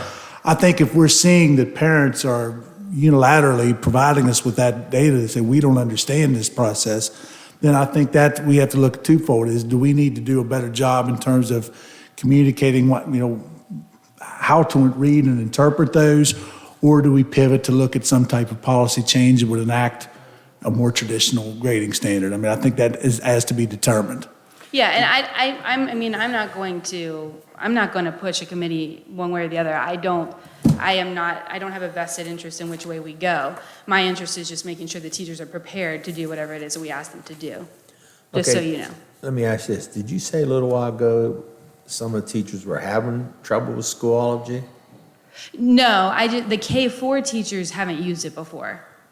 There could have been a couple here and there using it because we have it as a county for like PD that we've done through Schoology, but the K-4 teachers have never used it instructionally with students before. Okay, all right. Because you're saying they're using Seesaw. Seesaw Right. for their LMS and then Jump Rope for the Right. grades. And those Yeah. two things import into Weavis, correct? No, No. So how does that data get into Weavis currently? they don't. Elementary grades don't go into Weavis. Don't go into Weavis. Yes, right. So that's like another place to shift, which, I mean, like, again, we could do that, but it'll take a little bit to make sure everybody's ready for that step. We have school, like Kingwood, for example, Fellows,ville, they don't use Schoology at all, the whole building. So that would also be a learning curve for principals to make sure that they can do the proper procedures that they need to grade change and all that stuff. So it's totally possible. It just is going to take a little bit to make sure we catch every piece of that so we don't end up with chaos when we make that switch, if we make that switch. And Ms. McDonald, I would say too, is some of the decisions on some of the programs that we're incorporating are based upon our current practices. So, for example, if we were to come with a recommendation, at the mid-year point, we can then make decisions for the coming year of certain programs that we may not renew and spend Right. money on because we would no longer need them based upon the evolution of the policy. Right. Mr. Martin, I would like to request at this time that this item, again, we don't have a motion, so we don't need a tabling, but that this item be brought no later than May of 2024. If at some think point in that's- time, I'm open to work session, to discussion, to me and you can have a private meeting even as I'm the one pushing right now. As far as anything, I'm open to any other discussions before then, but no later than May revisiting this subject. I would say this, it would be our goal, I think, in advance of May. Yeah. I mean, I Please think just we would don't want do to it be in April. earlier than that. When it's brought back, Mr. Kisner, do you want the results of the surveys from the parents, teachers, students, and staff? I would love to see the survey before it goes out personally, because again, I think we need to ask the right questions. If you ask a parent, do they understand the report card, that's the wrong question. They obviously think they do, or they ask questions. I'm contending that, and I had reached out once to potentially have some of this discussion with Ms. McDonald, but if I would contend that somebody could explain to me the report card and that I can prove to them that it could mean something else and that is problematic for our students and for their parents. That I had parents, when we talked about this before, reach out to me and say, I love this aspect of this. And I said, first off, what you're saying, I'm not proposing we change. And second off, the way you just described it actually is not, and here's what that actually means, and I'm- having those and I'm not- discussions, so. I'm not debating Yeah. either way, I'm just asking Yeah, if you. no, want I to agree, survey I'm just saying, like, information. I think we should take that into consideration, but I do think that I would personally, I mean, I'd love to see the survey beforehand, so we're careful about what we're asking, and make sure we're asking the right questions from our And point one of of the view. things we have to be careful, that's what they're there for too, our administrative team. Right. So we have to be careful us doing that, because you also don't want, as board, we're supposed to be making decisions based on their recommendations. So Some when of you- those, yes, So when you yes. do stuff like that, it also influences, whether you want it to or not, it does. So we Well, have to be careful that way. Well, so I agree, Mr. Huggins. I mean, if I were to make a direct inquiry with teachers or you as a board member, that may elicit a different result than if they're Right. you're completing I always say poll survey. I always want to say poll. Whether you, A survey that's. whether you like it or not, I mean, it's, you know, I taught a long time. I was very careful how I answered things that had people's names on it. Right. Sure. You had to, no matter what. So that's why I'm saying, that's what in my view, that's their job, to come up with this survey, present us with the evidence, and then let us then decide based on that, because if you're involved, it also prevents that committee maybe from being truly honest, because they're afraid, what's that board member going to think? Are you going to talk to the others? That's all I'm saying. So- Maybe I'll make my goal to be to disseminate at least the parent survey with the first report card.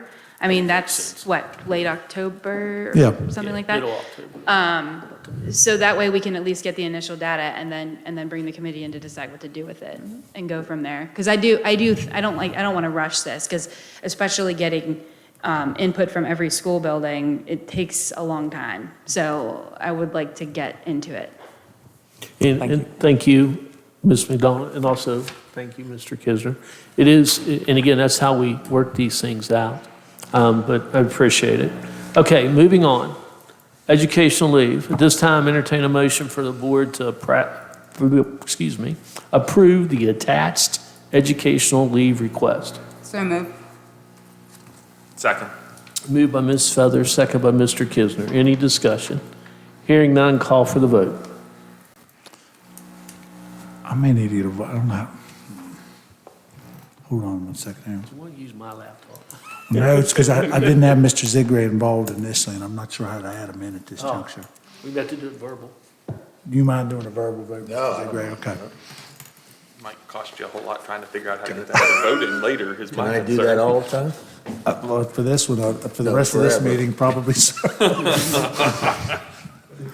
Okay, voting is open. Mr. Zigray, welcome.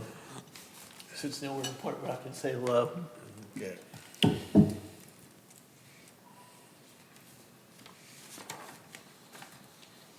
Mr. Zigray, how are you choosing to vote on this matter? Yes. Okay.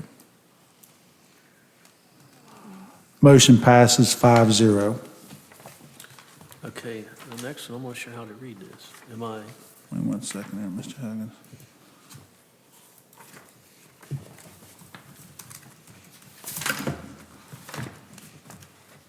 Okay, Is this next one just an information? hold on. Yes, because I would like to relay what Okay, information I do then the have. next one is just information, Mr. Martin. Okay.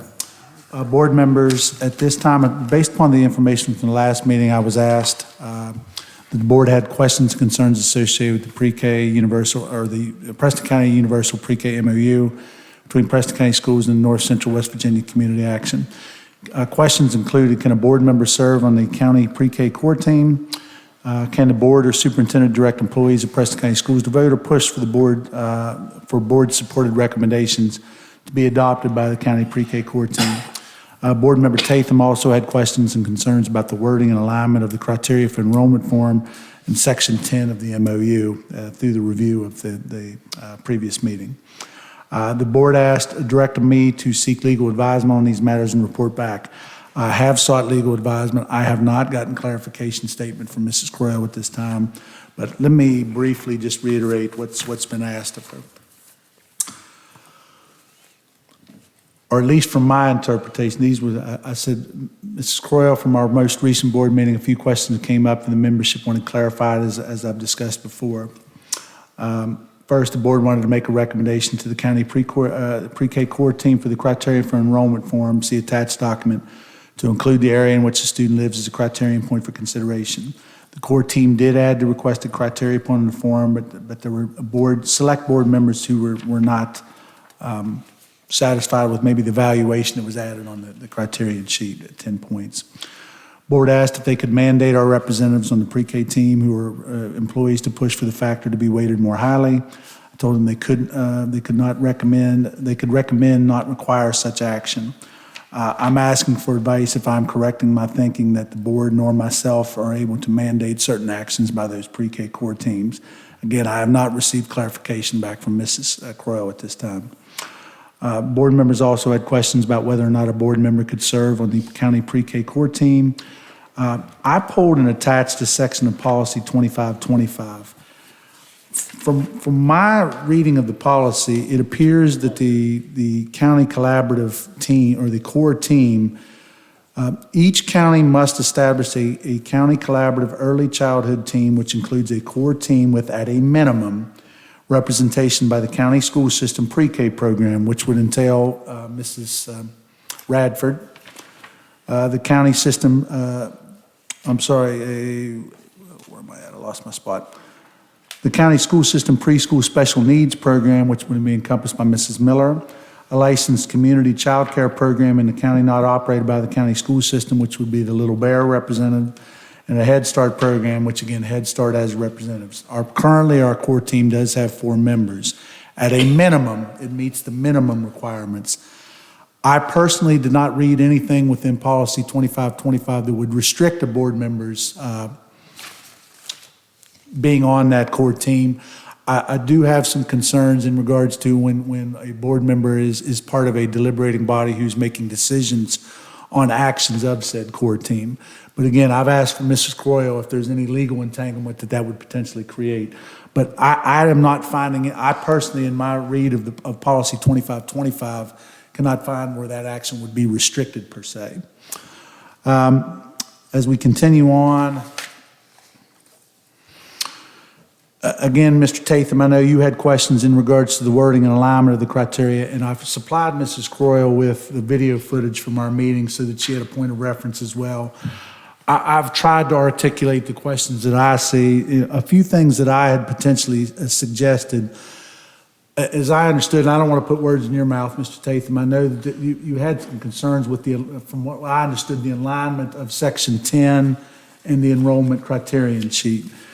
A few things that, in my looking at it is, for example, if there were to be a slight change to the MOU, for example, a minor adjustment to line 7 of Section 10 to read as follows: a number of factors including but not limited to compliance with McKinney-Vento Homeless Act, school district in which they live, and parental preference. Verbiage of that nature might allow for that decision to be made where it could be other factors. It wouldn't be strictly limited. I know that from your read of that document, that's as you understood it to be, correct? That it says it's those 3 things. Correct. Right. That's why, my suggestion to Mrs. Croyle, and again, I have not gotten an advisement back, but I said, if you were to add of that nature, it allows for other criterion factors to be considered. You could specifically reference those, but I think, as I understood from Mrs. Miller's discussion, the criterion document is at the discretion of the core team to ultimately develop. I think that where there was questions is the formation of that criterion document, from your read of it, does not necessarily directly align with those 3 primary factors that, in particular, not enrollment, I'm just trying to think here, the income requirements should be brought forth subsequently after reviewing those first 3. That seemed to be, in my review of it, where there was disagreement, is the criterion sheet was taking that into consideration, in conjunction with the 3 that were specified within the Section 10. Am I correct in stating that? So, again, I suggested, that could be a potential add to the MOU. I don't know that that's agreeable to the board, but what I'm saying is I'm looking for a means of, could there be any verbiage added that would ultimately create that alignment to the criterion document that's been presented in the original MOU. So, If I can clarify. sure. Part of that income as well, though, was, and I don't have it, the full policy, but part of that income was that it was to look at income to make sure it was dispersed equally across all income levels. Yes. The current way that it's being done is not ensuring it's across all income levels. It's giving sole priority to the lowest income level. It's being considered as a factor in line with those other three It's in criteria direct that were mentioned. contradiction with being even across income levels. Right, correct. And then I think in addition to that, the way I see it is the criterion sheet is criteria for placement in the program overall. That's what Ms. Croyley said, and that's what we've agreed is that here's the criteria to get in the overall Head Start pre-K program. But what we're finding out through actuality is that placement in the criterion building. sheet is actually being used not only place you in the program, placement but in to it. place you in individual Yes. schools. Yes. And therein lies the problem, because once you start placing in individual schools, that criterion sheet that's being used does not line up with what we've already agreed upon in the MOU. And so we've agreed upon that MOU. That's done. We've voted on that. Now the criterion sheet has to line up with it, is the way I look at it. I mean, if we want to change it for the following school year of the MOU, but we agreed to the MOU last week. That was a discussion we had. Hey, should we agree to this or wait? Well, I would say that the MOU could be brought forth for revision with reconsideration. It just would require approval from both bodies, the board and from the other Yeah, entities but my question would be, involved. why would we want to go to that extent? Why do we want to take income where it's used to make sure that we have an inclusive classroom so that everyone is equal representation of the classroom, so that you have higher, lower, middle income in a classroom? Because that'll benefit everyone. Yeah, I can't Right. speak to the committee's deliberations and why they felt that income should be at that consideration. I mean, there could be some thought process to say that low-income students, for example, need to be given more priority because they may have limitations that maybe a higher-income student wouldn't have in terms of ability to get to a certain site, or there may be reasonings beyond outside, our scope of knowledge of the situation. But, again, I don't want to speak, I'm not on the core committee, so I don't want to speak to their rationale as to why that was a consideration. But I think I'm understanding correctly, and I think I've tried to articulate that to our legal counsel as to, we just need a formal written advisement. I do apologize to the board. I mean, I'd requested this. I know Mrs. Crow is quite busy, and I do not have that as of yet. I'm certain we would have a written advisement by our next meeting. Okay. Thank you for your efforts. Yep, thank you. And unfortunately, when school starts, that's when they get busy. She has been. I mean, we've had other matters that we've worked with Mrs. Crow as well, so I know she has got a lot on her plate right now as well. Okay, next is the ongoing literacy discussion. Is that you or Ms. McDonald? I don't know which one's going next. This is just a brief summary. Again, this is just a repeated item. Just a couple pieces of information. Training from the Department of Ed for curriculum directors and coaches on the science of reading are actually scheduled in Morgantown on September 19th and 20th. I believe, Ms. McDonald, that's the session we're scheduled to attend. So Mrs. McDonald, Mrs. Layton, and I believe 3 additional academic coaches are scheduled for attendance down at Morgantown for their training. In addition, during the week of the August 21st, all of our K-5 teachers joined Mrs. McDonald for cohort meetings during the staggered start days. During these meetings, the cohort groups covered the components of the Third Grade Success Act, our county literacy goal and plan, school curriculum team plans, assessment requirements, and other questions from teachers. In speaking with Mrs. McDonald, I think those were very productive sessions. It was great to be able to have those teachers in person because it's hard for us to do in-school trainings because of our substitute situation right now. It's hard to pull the teachers out. It's very, very challenging. So when we do get that time, they have to be very productive, and I think those were productive days for you. In addition, literacy and iReady plans have been supplied to the board for the review. It's a little later on the agenda. I think it's the next item, actually. So these submitted plans have been reviewed and approved by school curriculum teams. if we did not receive assurances from the schools that those processes have been completed, they have not. So not every school is on this agenda because some schools were not at a point this time where they could give us the assurance that they've gone through the proper processes to deliver those plans to the board. So that's all I have on this particular item, Mr. Huggins. Okay, thank you. Next on the agenda, entertain a motion for the board to approve the provided school literacy and iReady plans for the 23-24 school year. So moved? Second. Moved by Mr. Kisner, second by Mr. Zigray. Any questions or discussion? I have some. Well, first of all, what's this process going to be? Since this is the first time I think we've had stuff coming from school curriculum teams, is there a process, or do I just go in with the questions? Are we going to go through each one individually? What? I mean, we haven't done this before, Mr. Tatham. I would say in terms of the process, these plans were all put forth by a duly elected curriculum team. And Mrs. McGall, I believe we've received assurances from building administrator that those procedural steps have been followed in the development of said plans. Can I jump on that one right there? Sure. Then if that's the case, then tear out coming off this first cover sheet, it says, our leadership and curriculum teams were voted by faculty senate to combine into one. Who gives them that authority?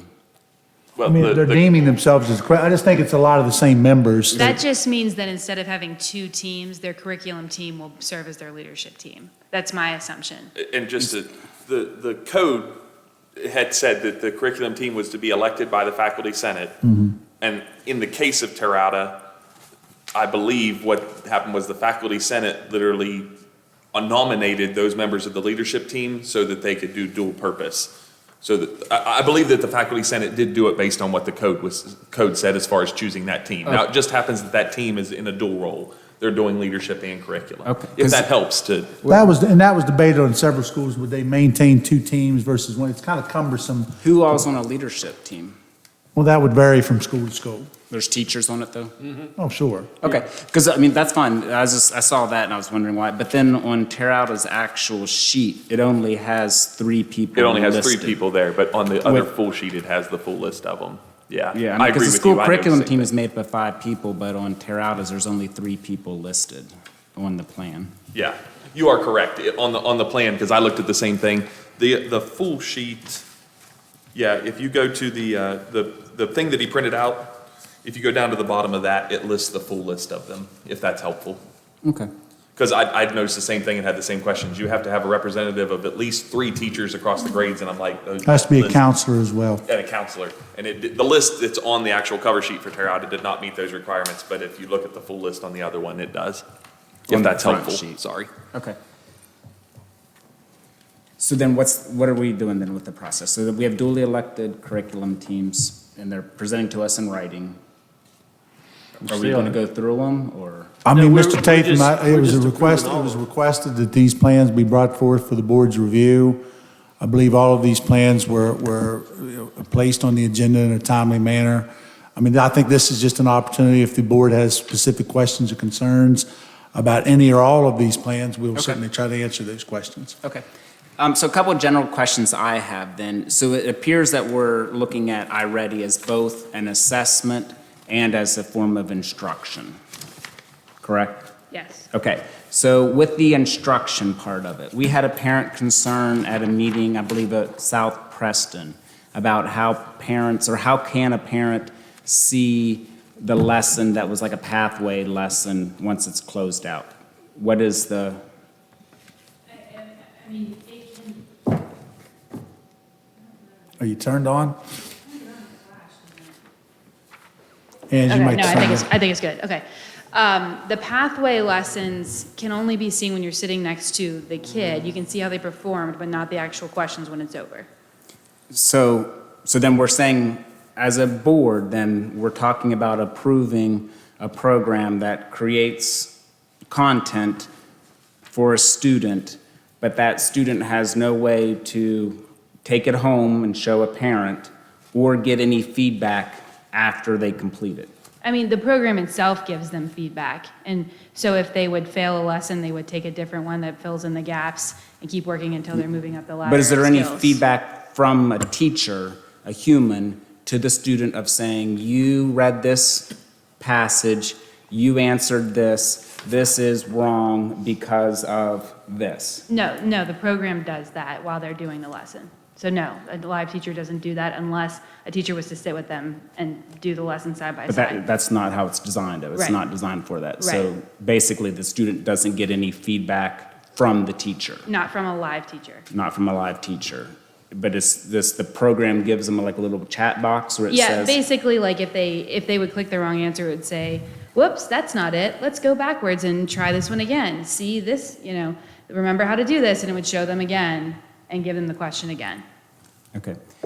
And if I may, Miss Hayes, who's no longer with us, she definitely had expressed to me that she believes that there is a way to get that after the fact. Now, I could have been articulating the question incorrectly, so I don't put, but I think we still have access to her at the state. I don't know if that's something that we could reach out and ask, but she was definitely under the impression that she felt like after the fact, she knew how you could get and see the question and the answers in review. We cannot. I reached out to iReady when this came up directly. You can see the entirety of the lesson, so we can see every bit of content that the kid is seeing, but we cannot see a printout of how they performance on it. answered on the actual lessons. So did I already say why? I mean, I know they're going to pitch it as it's a feature, not a bug, but there is nothing more useless in this world than getting something wrong and not being told why and how. But the program does tell them why and how. The point is that these kids can work through personalized instructional lessons on their own, on a device, so that they're getting double everything that they get from their live teacher. So they are getting feedback, it's just not a live person. But there's nothing that prevents the student from just selecting a different answer so they can go on. Yeah, and that's, Right? I mean, that's like- the same case of any assessment we give regardless of teacher involvement. Except for, Hold a we can second. give the parent and the student, here's what you got wrong and what you need to review. But I Yeah. think, but I think a clear difference is when you say assessment, but that's within a lesson. So if you were giving a test or a quiz, like the old-fashioned way where it's paper and pen, or if it's with a human, then you're giving that assessment on that lesson. The teacher can give feedback. Yeah, Right? yes, yeah. But you just said it's unlike anything else we do. What I meant was that there's still an opportunity for a kid to just click another choice. They're getting feedback from the system. They could get verbal feedback from a teacher and still just click a different option. That could still happen. Not if it's graded. It can. The paper pencil Yeah. test, we had kids that would do that because I've retested given the same test out of curiosity and they just chose. I'm they not, choose a different answer. I'm not going to say to you that a live teacher isn't the preferred method of instruction. It always is.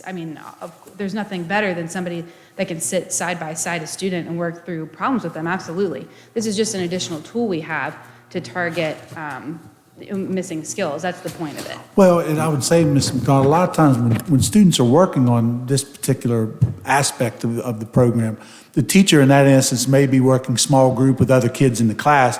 It's not like the teacher's not working with the kids, but this is a means where the child is receiving reinforcement in a different manner and probably not the preferred manner. I agree. Ultimately, the interaction with the teacher is best. But if that teacher is occupied doing other tasks, this is a beneficial activity from, research has shown this is a beneficial activity to fill in skill gaps that the student might exhibit. Yes. But what if they don't have skill gaps? Well, then there should be acceleration of the program. It gets to a point, if there's, at some point, the program does have the means of accelerating content. Yeah. Actually, too, iReady does cut out an 8th grade when it comes to personalized lessons. So what we've done the last year or two is, if there's a 7th or an 8th grader, because we've had both, that have been tested out of all the iReady lessons. And they're based on their diagnostic test. So the skill gaps show up in that diagnostic. If they test above that grade level, then we've moved them to Edmentum, which goes all the way to 12th grade, and no one's ever tested out that yet. So Okay. we're still hitting some gaps with the upper level program.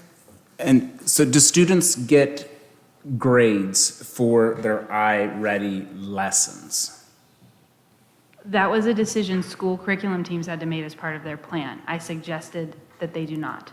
Yeah, pretty much, I don't think I saw any school that said other than end of it, if you mastered it, right? Correct me if I'm wrong. Is there any school that's using it for grades? So there are tools that are assessments built in that are not the benchmark, and those are actually standards-based assessments that are tests that teachers can use. Those would make sense to be graded because it's an assessment like a teacher would write, but the lesson itself is not meant to be graded. And so are any of the schools using those assessments for grades?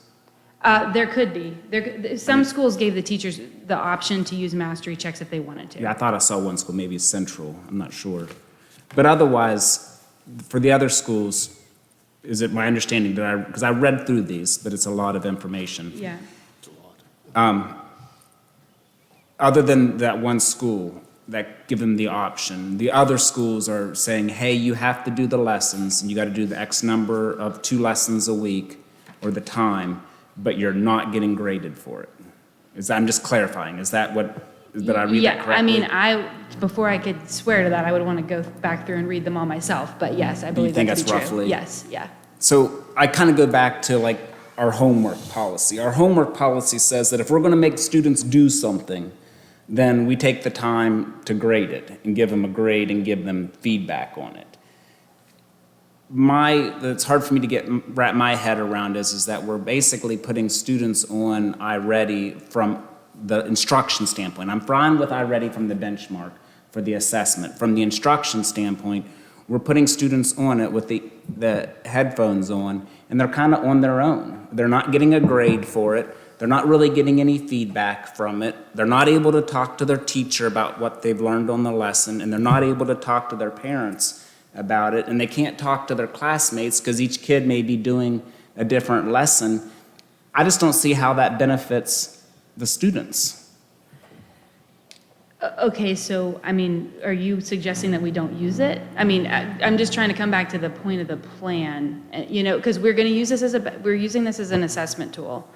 There is the benchmarks, when you say the assessment tool, the benchmarks, the 4 benchmarks. And there's data that shows that students doing these personalized lessons will increase their score, which does translate to GSA, which, all turns back around to achievement on our tests. Like our summative, our GSA, it all comes together. So, I mean, that's why we do it, because it's a research-based practice that supports our students and gives them, the difference what iReady can do is every single kid can get what they need, whereas a live teacher can only be teaching one thing at one time to either the whole group or to a small group. She can't teach individual lessons to 20 kids in a room. So that's the point of iReady. It's not a replacement for a teacher. It's specifically designed to fill in gaps that students come into the classroom with. Our teachers don't have time to do that for every kid. It's just physically impossible. Do we have that correlation data that says that teachers and has it been presented to us? Maybe I've overlooked it. Yeah, it was part of what we talked about in April, I believe. There was some data put in that we got specifically designed. It was specifically about the iReady benchmark and how it compares to West Virginia and how the number of past lessons correlates to student achievement. And I can pull that again. Okay, yeah, I'd like to see that again if there's data for that. But do you understand where I'm getting at is that yes, the lack of feedback just bothers me because as a student, I would want feedback. That's the whole point of going to school for a teacher. Otherwise, I think we're creating a situation where we may have a lot of students that are just going to go to a virtual school or go somewhere else because they could just do it on the computer and not come to school. Yeah, I just think that iReady is just one little piece of their day. I mean, and what it does is it really opens up our teachers to be able to do that small group intervention stuff live. Like, iReady is not a substitute for tier 1 instruction. That's just not what it's for. So I agree with you that having, immediate feedback is definitely the best thing, but when we're talking about 28, I say 20, but some of our teachers have 28. What's that again? I use 20 as my, my class size, but we have teachers with 28 students in their room. So this is just a tool. It's just one tool that we use. It's not a replacement for a teacher. It's just, and it has been found to be effective. It's not, we wouldn't be putting so much into it if there wasn't data to back up that it does show achievement with students. But it's not a replacement for an instructional resource? No. Okay. All right, then another question I had was, some of the schools are, for the dyslexia screener, some of them, the teacher is responsible for flagging it for additional resources, and some of them it's the principal.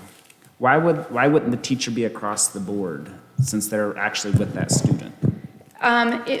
The person in charge of pulling the data, it's just another step. So it's just something that the administrators can take off the plate of the teachers because it comes directly from the benchmark data. Is that what you're asking, why a principal would It do it? just says, like, who will be responsible for pulling the flag data from benchmarks of which students need the dyslexia screener? And like, some of them have a specific person's name, some of them say classroom teacher, some schools say building administrator.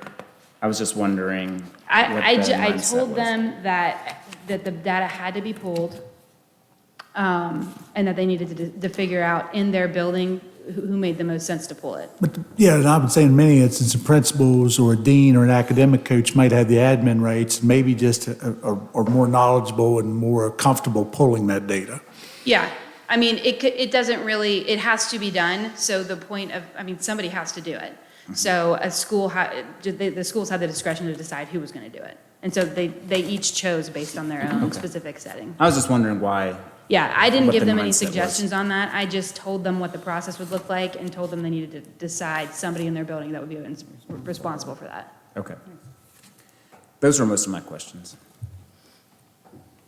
The only question I had was, Ms. McDonald, can you give it, you don't need to reprint out this whole thing again, but can we get this with some kind of a legend or some kind of a shaded cell or something that tells us what was mandated from you or central office versus what was completely filled out by the curriculum team? Like, I talked to a couple different teams, and there was definitely at least a percentage of this that was central office saying you don't get a choice in this, or, you know, like, does that make sense? That is true of the literacy plan. I did not fill in, I don't want to put my foot in my mouth here, but I don't think that I gave them any box on this that they had to do. Now, what I did do is I said parts of this is optional, because I got very, very specific. So I said, you don't have to fill in every box if you're not there at the time, right now.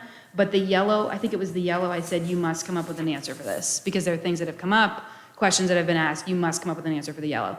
I don't think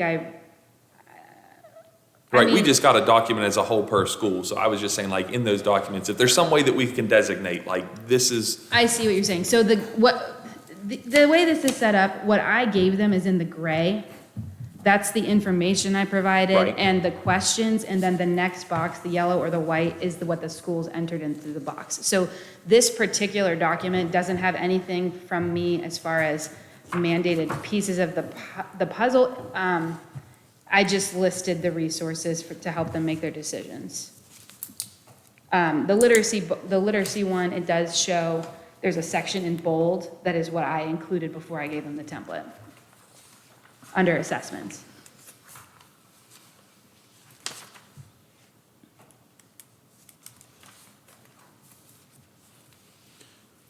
Okay, anything else? I want to say thank you, because what you've done is actually what was asked. The curriculum team has come back with faculty senate. It's in writing. There's a great deal of work that you guys did. So I want to say thank you. It is appreciated. The questions, you're very knowledgeable. And I appreciate, I really do. I appreciate, because it makes it easier for us to understand. Because I do not come from an elementary background.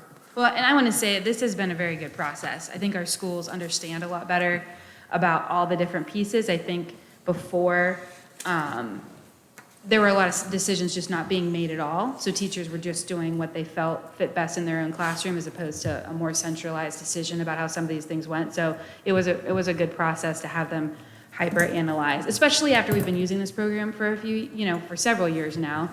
They kind of understand it, and to dig deeper into how they're using it in their buildings was a good process for them, for sure.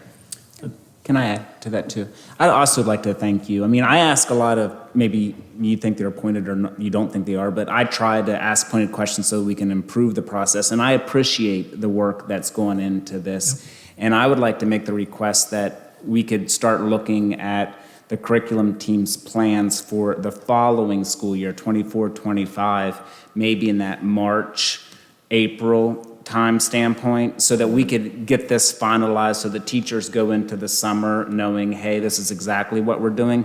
But in addition to that, as this data comes out, like after the first benchmark, after your second benchmark, that we can start making revisions, rephrase that the teams can start making revisions to their plans in real time, but not for this current school year. Like, just like the valedictorian, salutatorian, this school year's done, right? You guys the teachers have already made their plans for this year.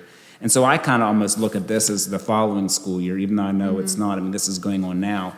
But it's a working document of getting everyone on the same page and following the processes so that they can be empowered to drive their own classrooms. Yeah, absolutely. And I can just remake all these files and give them a new date so that they can, like you said, edit them live until we present them again. Well, the advantage too, you'll be able to tell from the data, did Yeah. this plan work? What do we need to change? And that's what Mr. Tatham's saying. It becomes a living document. Well, and I think this will be, at this point, they've gone through this process once, so I think this is going to be, this was quite an undertaking, as has been stated before, so the efforts are certainly appreciated by all the teams. Ms. McDonald, certainly is much appreciated, but I do think as teams are, now been involved in that process, it will become, I think, an easier pathway for them to now develop these moving forward.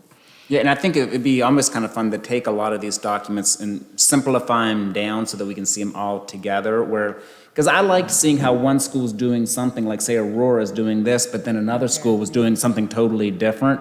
I would love to see the data. Contrast, Well, I mean, you could even take off the headings of which school's doing what, but just say what they're doing and then apply the data to it. And I think other people will be able to see it and be like, look at that school and It's make the working. conclusions on their own. Right, that's either working or that's not working. Right. So they don't make that same mistake. Or as we always said as teachers, we steal that idea. No, I'm serious. Because if something's not working, why do it in another school? But if it's working, why not use it in another school? And that's exactly what you're saying. Where it may work at a school for a particular reason. Right, And not there. somewhere else. But thank you, and Okay, so it's been properly moved and seconded, correct, Mr. Martin? Because we've been we did the discussion first. Okay, entertain a motion for the board to approve the provided school literacy, I've read that, and I-ready plans for 23-24 school year. So moved. second. Moved by Mr. Kisner and second by Mr. Tazel. Now we'll call for the vote. I thought I had Mr. Zagran, but maybe I don't, Mr. Zagran. Yeah, I thought that was already done. I thought we'd already done that, but We did, but. It should have added you. You'll have to do another roll vote, Mr. Zagran. Yes.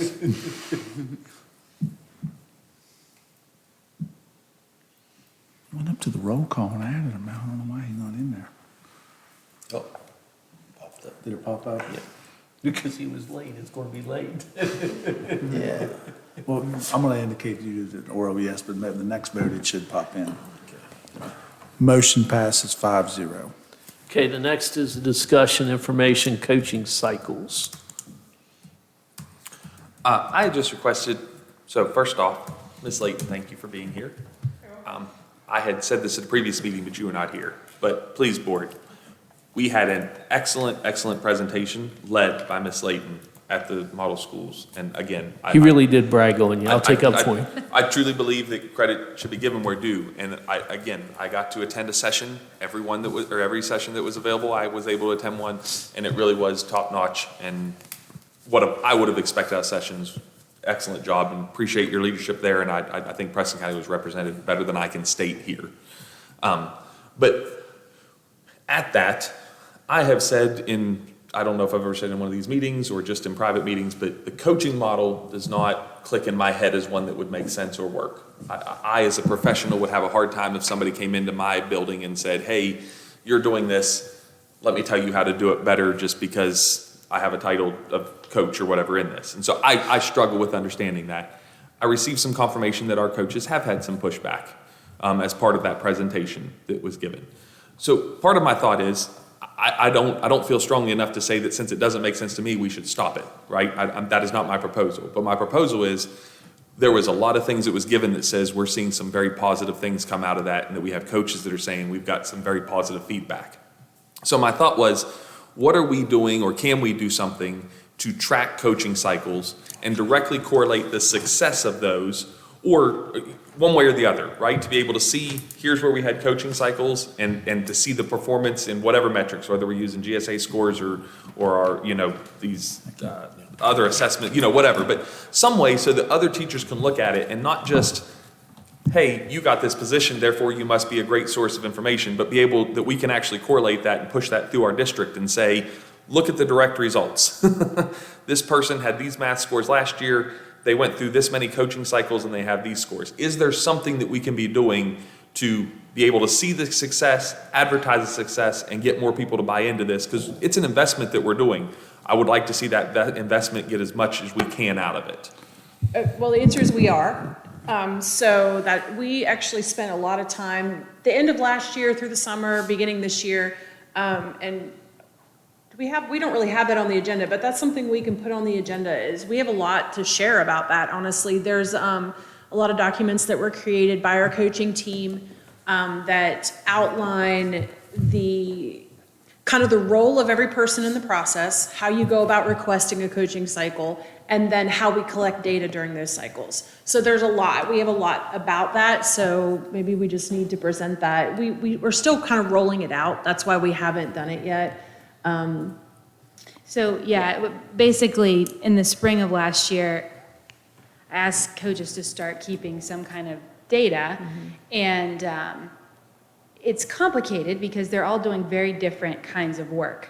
So that's when we came together and created the uniform forms. But what I will say is not all of the coaching cycles are going to produce test score kind of data. They will all have data. They will all have, this is where we started, this is where we are. But some of their work is, with new teachers, learning how to, set up procedures and routines in a classroom.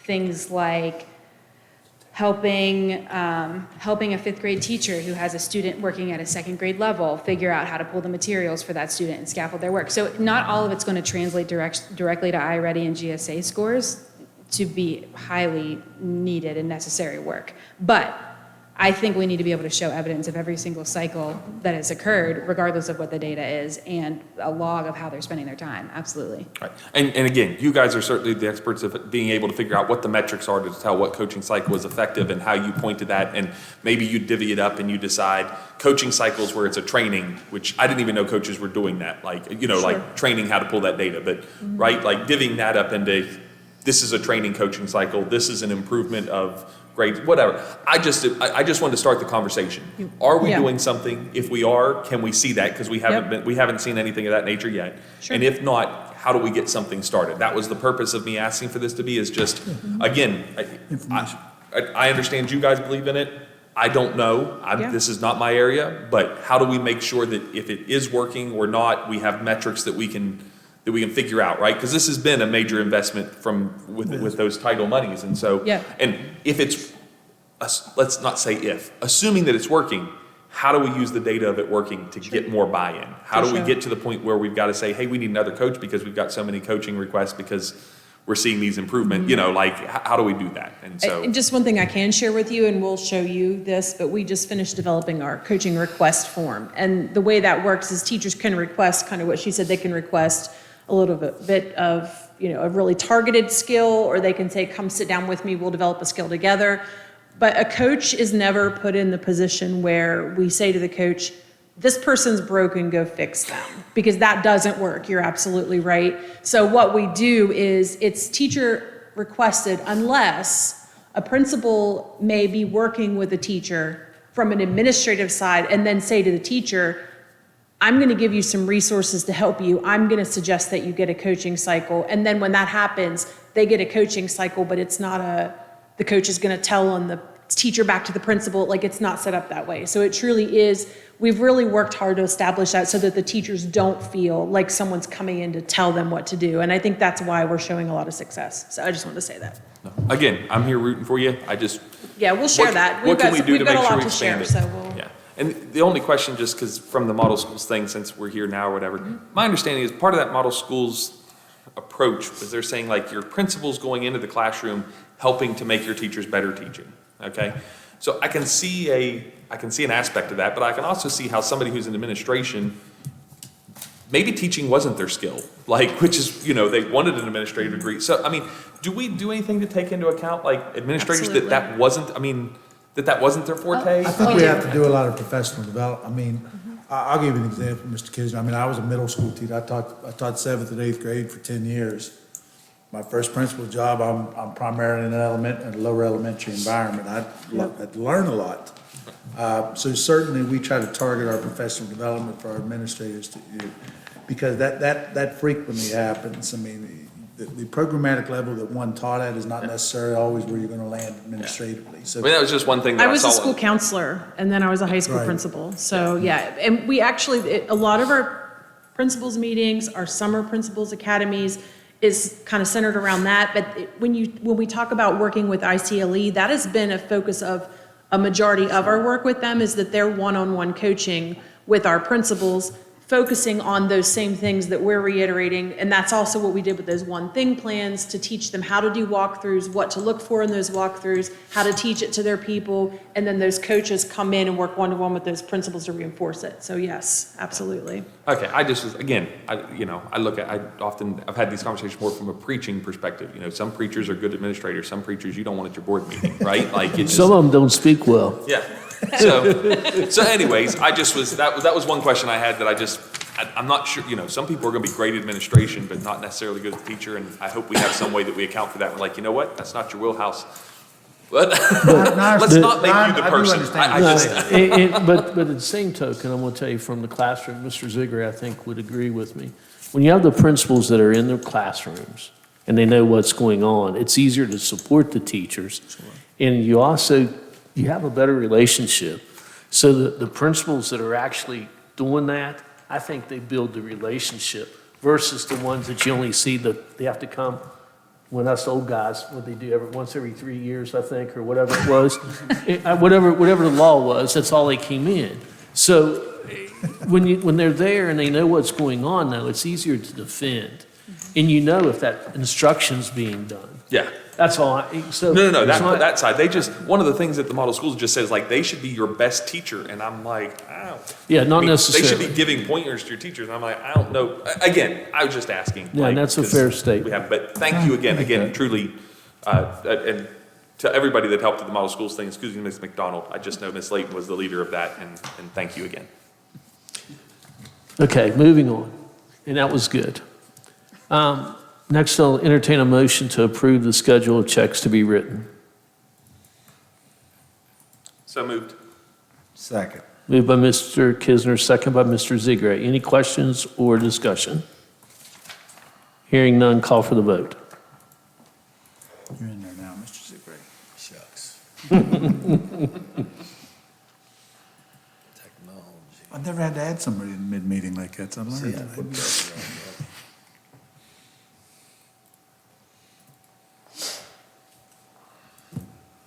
Motion passes 5-0. Okay, next on the agenda is information only, which is dealing with the Hope Scholarship and fees. Yeah, board members, I wanted to get this on. I've tried to confer with other counties. There are a lot of other counties, I've said, where are you with the policy development? And a lot of counties are, if this issue hasn't hit them yet, they haven't developed this yet. We have situations where we have students who have pursued the Hope Scholarship, but are also wanting to still continue to take coursework or involve themselves in extracurriculars within our schools. In this instance, we are in process of getting ourselves established as a vendor in which we can then charge the individual student's Hope account for services rendered. What I wanted to provide for you all's review is, this is, as we anticipate, we have to, all of these figures are factored on a semester basis. With the Hope Scholarship, the money should drop on 2 separate semesters. The approximate total, Angie, what was it? It was $44.88 and change. Is that? So in determining this, in consultations with other districts, the most common factor is in terms of for coursework provided is to look at the total number of periods taught in a given school. And we have multiple configurations in our school. We have some schools with 9 period, 8 period, 7 period. So we would take that figure that's allocated for the HOPE monies. We would then divide it by however many periods in a given school, and then we would divide that total by 2 because we're only going to charge on a semester basis. So we ultimately have to input valuations that we would charge students for services rendered in our schools if they would choose to pursue those through the HOPE, because in these instances, a HOPE student would no longer be considered an enrolled student of a given school. They can pursue services through that given school, but they will not be enrolled. So in that instance, in October, we would not receive any state aid formula money for these students. So that's why we have to determine some type of rate scale for any services that we would provide. In a lot of instances, there is some variation with HOPE versus homeschool status. Homeschool status students, for example, they might do their core content in a homeschool environment but want to be in the band. Okay, if that were the case, we would have done the same thing. We would have enrolled that student it's a little bit different in that instance. We would have enrolled that student as a partial day student with an FTE value that's equivalent to the number of periods in which the child was attending.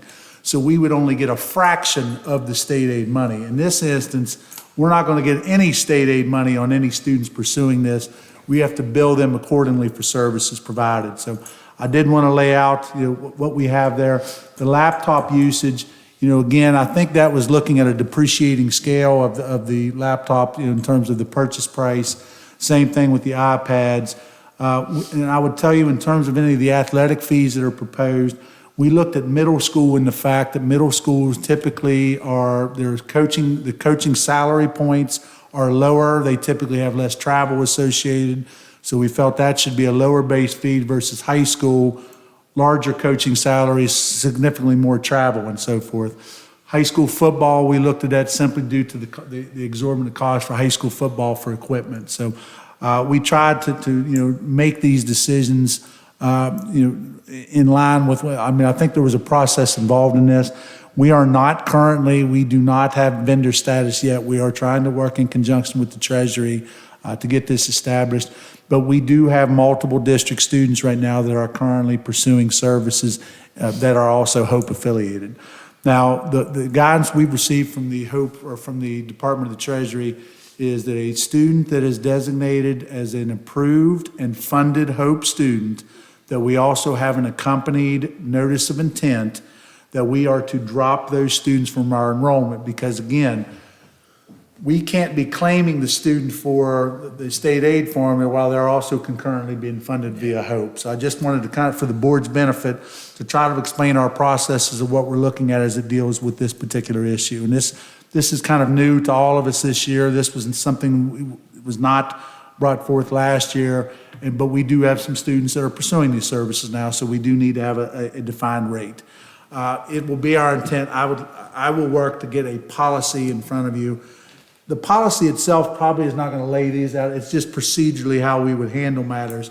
It might go as far as the policy might indicate that if a parent does not have sufficient funds in their HOPE account to pay for said services, that, a process of how they would compensate the district for that.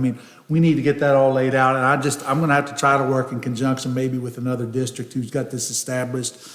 A lot of my superintendent points of contact are not at this point yet because it just hasn't, nobody's hit them up for these services at this point in time, but I will tell you that is certainly our intent to bring forth a policy for the board's review as it relates to this matter, but I just wanted to give the board an update as to where we stood as we currently stand. Good. But you're saying that when you said their HOPE account, so you foresee that we send a bill and that we'll be able to just draw it from a HOPE account? We would actually, just to be able to, it won't be typically a financial transaction. It will be a certain amount of money would be deducted from their HOPE account into Preston County Schools vendor account. That's how we would obtain any level of funding for the student.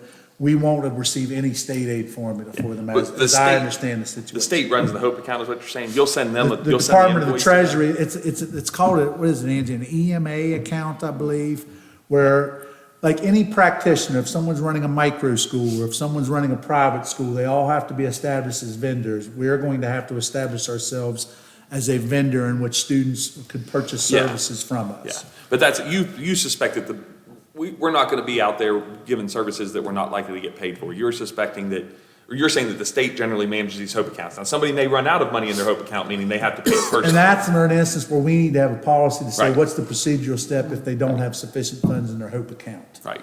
Is there anything similar to us, similar that we're doing to this, like selling educational services? Like, again, when I see somebody selling something, the school would have never had any reason to have sold anything where you'd have sales tax, but you're now selling a service. So I would just suggest that we make sure that accounting or Ms. Kerstetter or somebody there has looked at that, just because we're now selling something different than anything we've ever sold before. So just throwing that out there. I don't know the answer to that. Mrs. Kerstetter reviewed this, I mean, and with her, I mean, she's had, Yeah. through their financial conference that she attended, has had some level of training.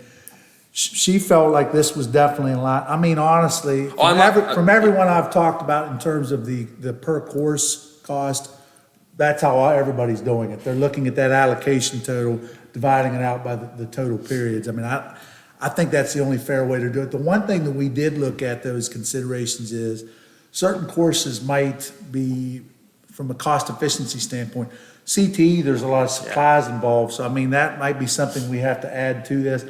I really need more information, like what other districts are doing. Like I said, I don't want to be out of line and charging fees that we shouldn't be. But on the same token, I think we need to look on behalf of the best interests of the school districts. as it And pertains this to wouldn't be a as well. sales tax, would it? Because. Well, I'm asking if it should be, because No. we've never sold anything before, But you're really. not, you're being reimbursed for a service. But you're selling it to a private individual, not to an organization that would be tax exempt. And that's, But their money's tax exempt because it's from the state.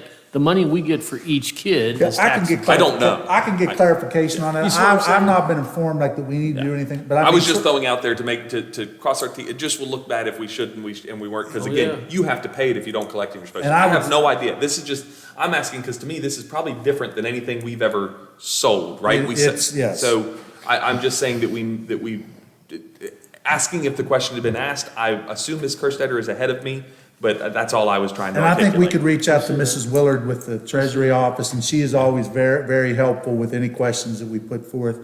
I mean, I would say I've asked, Dustin Lambert is our representative for the Department of Ed. I have sent that poor man, I don't know how many questions. Like, I sent him one today, he didn't know. He said, I'm gonna have to go to our legal on this because I'm not sure.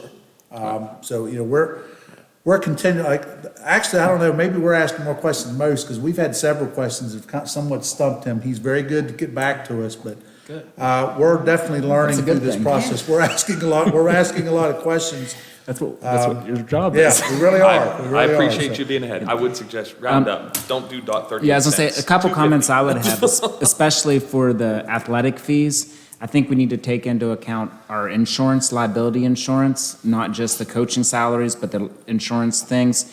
And then the cost of the facilities. I mean, that basketball court didn't get there for free. Well, and that's very true. I mean, I think that's the one thing in some of these others, they don't have those facilities. And that's where, if they want to be able to participate in these things. The one thing I also supply for the board's review is the West Virginia code. I highlighted to Mark, which that indicated like where it was permissible for us to charge such fees for coursework and for potential extracurricular activities. So is there any other questions at this time? I just thought it was prudent to get you guys this information. Thank you. Thanks for being ahead of the curve. Okay, next is action, discussion, information. I'm going to let you, Mr. Martin. Yes, Mr. Huggins. This item was placed on the agenda at the request of Mr. Tatham. During the past two financial audits of our school finances, issues with segregation of duties was identified at all district schools along with other items. In speaking with Mrs. Kerstetter, she said following, I believe, the first year in which that was the case, the auditor provided, for example, an action step. It was a listing for a potential position ad that was recommended by West Virginia Department of Education officials that could remedy the finding. And again, I've attached the document. It should be noted that during the post-conference with the auditor this year, and Mr. Kisner, I think you sat in on that, he indicated that this finding, I just want to say for the board's review, this is a pretty common finding in some small school districts or municipalities. But there is a means to correct that. And obviously, I just, I wanted to provide something that in regards to the attached document. It's simply, it's actually an email from Mrs. Kerstetter, but she said in terms of trying to, again, address the separation of duties, finding at all schools, the recommendation for an additional professional account position that would be added with certain duties, again, targeted to address the issues that were brought forth in the audit. So I just wanted to bring forth at this point, maybe from an informational standpoint for the board's review. And if this is an item that would want to be returned to the agenda for a potential action item, that certainly could be done so. Where would the monies come from to pay for this extra person to take care of that discrepancy? I mean, I think that's what I would need to get clarification on, Mr. Ziegler. It definitely, it would have to come from county coffers. Like, we would not, that's something we would not be able to fund out of. What's that? Wouldn't charge the sports or the band or? No, I mean, this would be something we would have to take from county coffers. It's not something we could run through the state aid formula. It's just, now, I would say this is calling for a professional accountant. If you went for an accountant through service personnel, now that might be a possibility. Am I correct in that, Mrs. Varner? An accounting position through Central?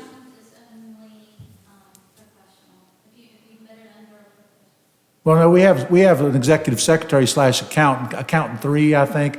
So if we went the route of service personnel, again, though, we're struggling to get under on service personnel formula as well. So that's probably not viable either. But, I can speak with Mrs. Kerstetter and ask for additional information in terms of where we would potentially pull revenues for a position of this nature for the board's review. Yeah, so for me, like I asked Mr. Martin to put it on the agenda, and I didn't know that this email existed or that there was a position, so I wasn't advocating that we add a new position. No, I just wanted to add that there was something that was That's put out fine, there. yeah. But, so my question would be is, I guess to the board, I mean, look, I kept going back to the audits, and it's like, we are compelled as a board to get this problem addressed, and also, we've written a goal for the superintendent that he needs to get it done too. So do we need to make a motion to say, because if I make a motion, it's just going to be what the auditor says to do, or do we know that this is going to happen regardless, that we need to correct this action? He would have to come forth with. Now, I'm not saying necessarily about adding the position. I'm just saying setting up a process where we could segregate some duties. Because, I mean, some of the things I think are going to be, how to word it, this position is not going to solve the problem in and of itself, because this is a county level position. But like reading the sheet on the audit, at our schools, we have a person people that may be collecting cash and making a deposit and writing receipts for the cash. Like, that's something that a person here in Kingwood isn't going to be able to do for Fellowsville. So that this position doesn't solve that problem. That's a management decision of saying, this is the procedure for how we collect cash, and this is, you see what I'm saying? So just by adding a position is not going to solve the problem. Yeah, I understand what you're saying. I mean, do we need to make a motion to say, come up with a plan, or is that something you're going to do on your own? And I present think as a based plan? upon that it's a stipulated goal, I can work in conjunction with our finance office to come up with some recommendations to address some of the concerns expressed in our previous audits. Okay, yeah, and it'd be nice if it could be done without adding a new position, because, I mean, if there's ways that we can say that this person at the school has this responsibility and this person has this responsibility, and that checks off, that would be great. I think one thing that would be potentially advantageous with the potential, I mean, I understand anytime we add a position, there's a fiscal impact to us. I think one thing that's been called upon for the schools is a school-based P-card program. I do think we would need to look at, in terms of, to try to manage that, it may entail a need for an additional personnel member, just in help in managing that process. But I can certainly, this is an item I can continue to put on the agenda with updates as to our status progress if that's desired. That would be nice. I think this is very important, just to communicate to the community that this is the process and this is how it's done. So that would make me feel much better. Okay.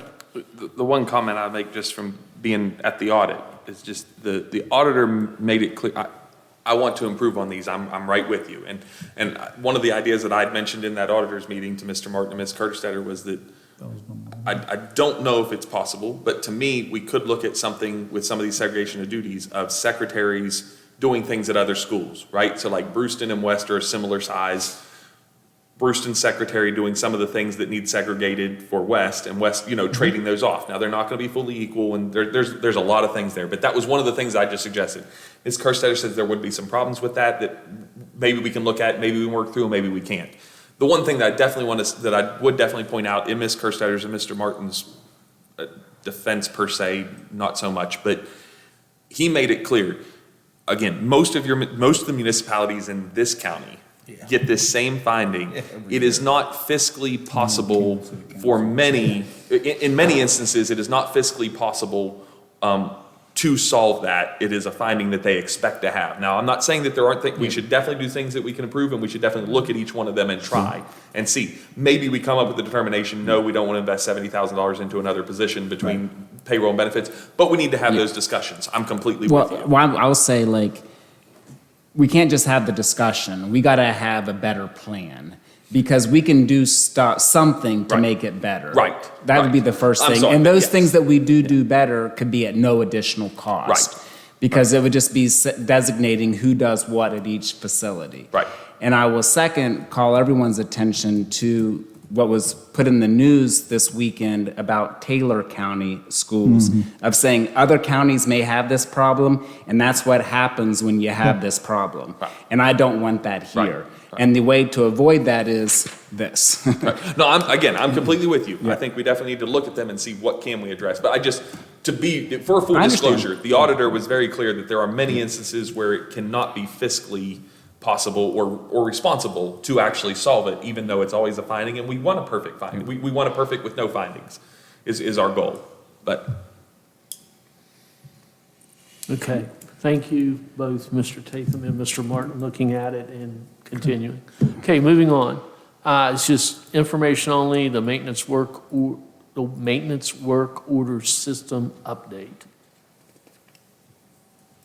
Okay, anybody have any questions on that? Mr. Murray's gone. That's one of the things when we have him present. Push it we up. Push it up, because it'd be a lot easier to ask him when he's here. Sure. I thought of that after he left, but that's something for the future. Okay, moving on. Recommend the board approve the bid from Veritas Contracting LLC for $329,327 for the work related to the concessions area, exterior door replacement, and classroom enclosure work at West Preston schools. And the bid sheets are in our packet. So entertain a motion. so moved. Second. Moved by Mr. Kisner, second by Mr. Tatham. Any discussion? Hearing none? Hearing none, call for the vote. Voting is open.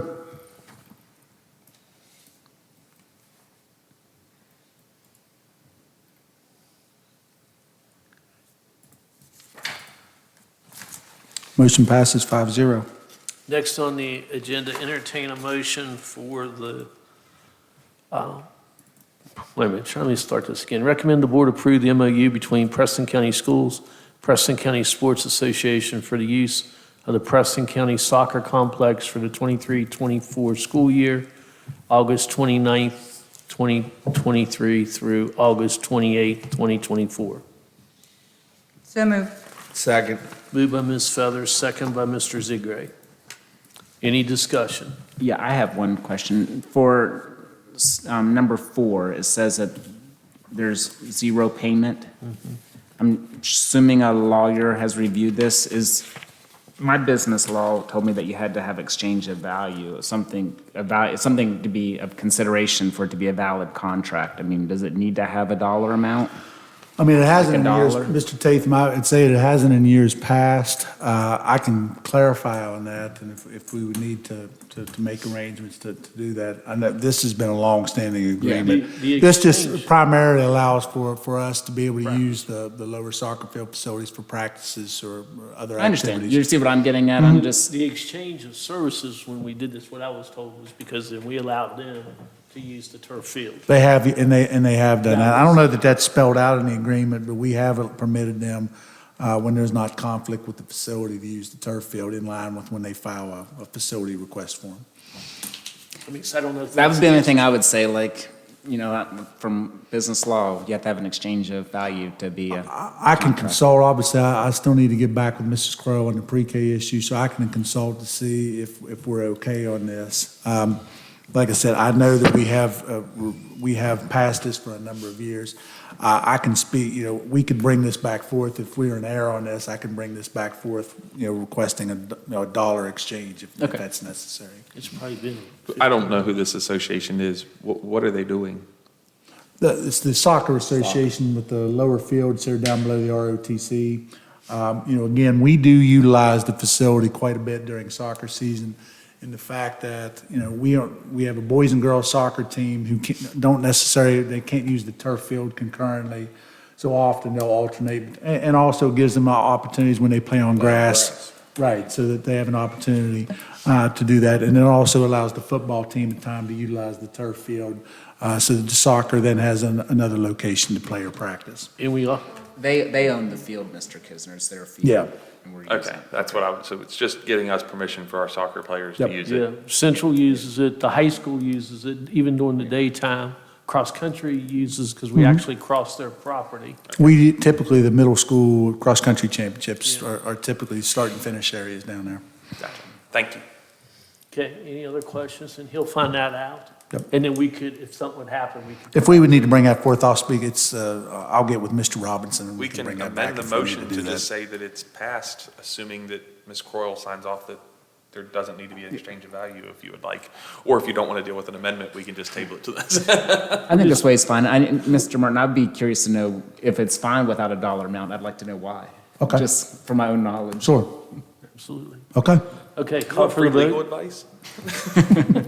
Call for the vote, as long as you don't give us a. Learn when you can get it for free.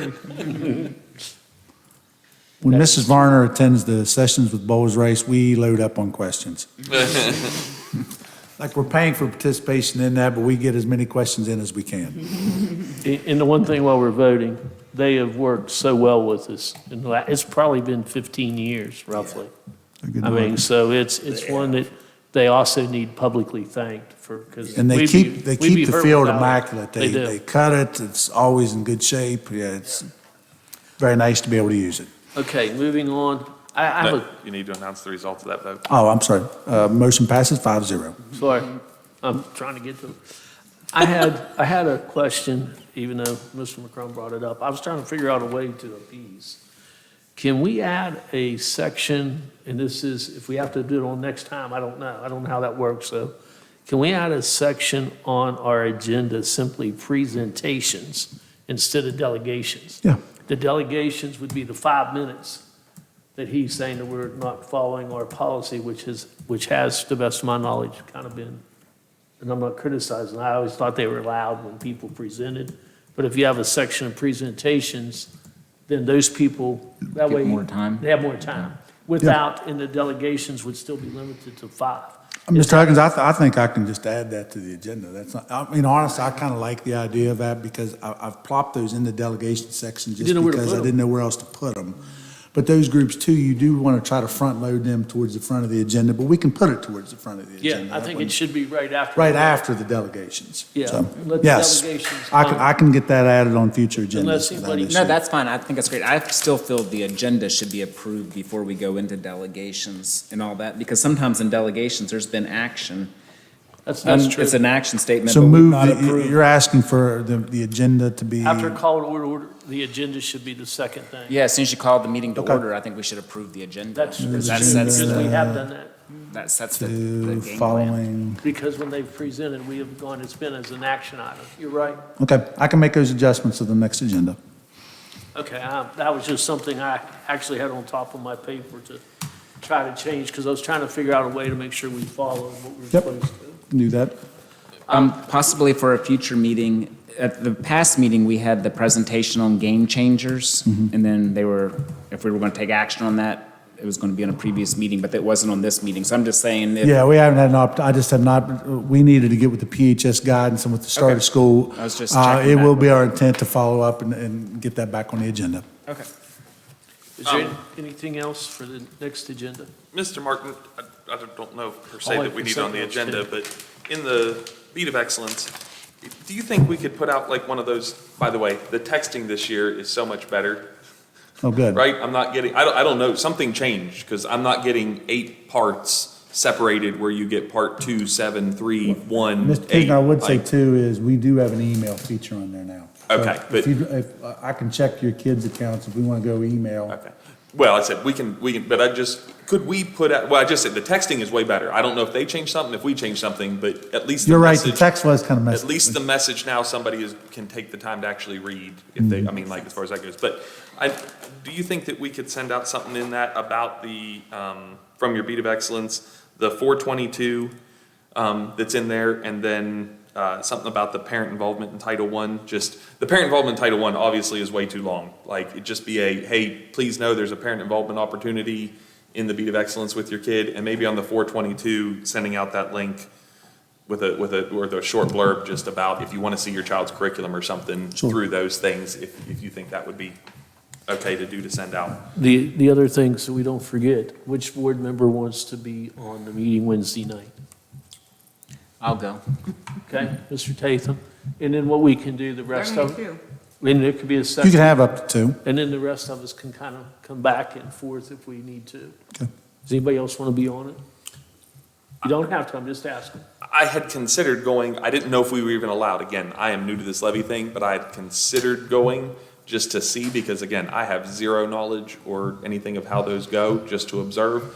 It is our first Wednesday night, and so I didn't know whether or not I could make that happen with church or not. But if nobody else is going and I know I have the option. Mr. Tatham is. Well, I said with him going, and if none of Right. you 3 are going, I may, if one of you 3 decide to go, please just tell me so I don't even try. But otherwise, I may try to go to observe and learn. That'd be And nice. and what you may do this one's just not go. What, go ahead, what'd you say? I'll say I would like for Mr. Kisner to come. I mean, you guys were all involved in a previous. I was you teaching. weren't- You're teaching, but, And or just to whoever. but- clarify, it's just to attend the meetings. We can still promote once Right. the committee presents to us and, so we can. Yeah, I knew there was Still be guidance on involved. what we can do to promote and things like that. I said, I know Yeah. there are some legal things. I know enough to know that there's things I don't know.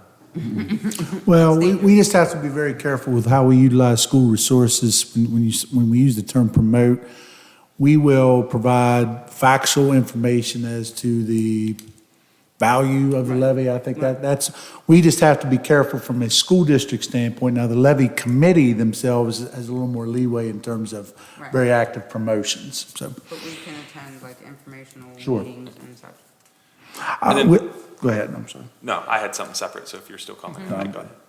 All I was gonna say is, within the next month or two, Mr. Martin, do you think it would be possible for us to get a report or a count of how many students broke some rule in our system, but their IEP prevented them from being before this board when they should have been? Like, not names, just a count of how often that's happened in our district.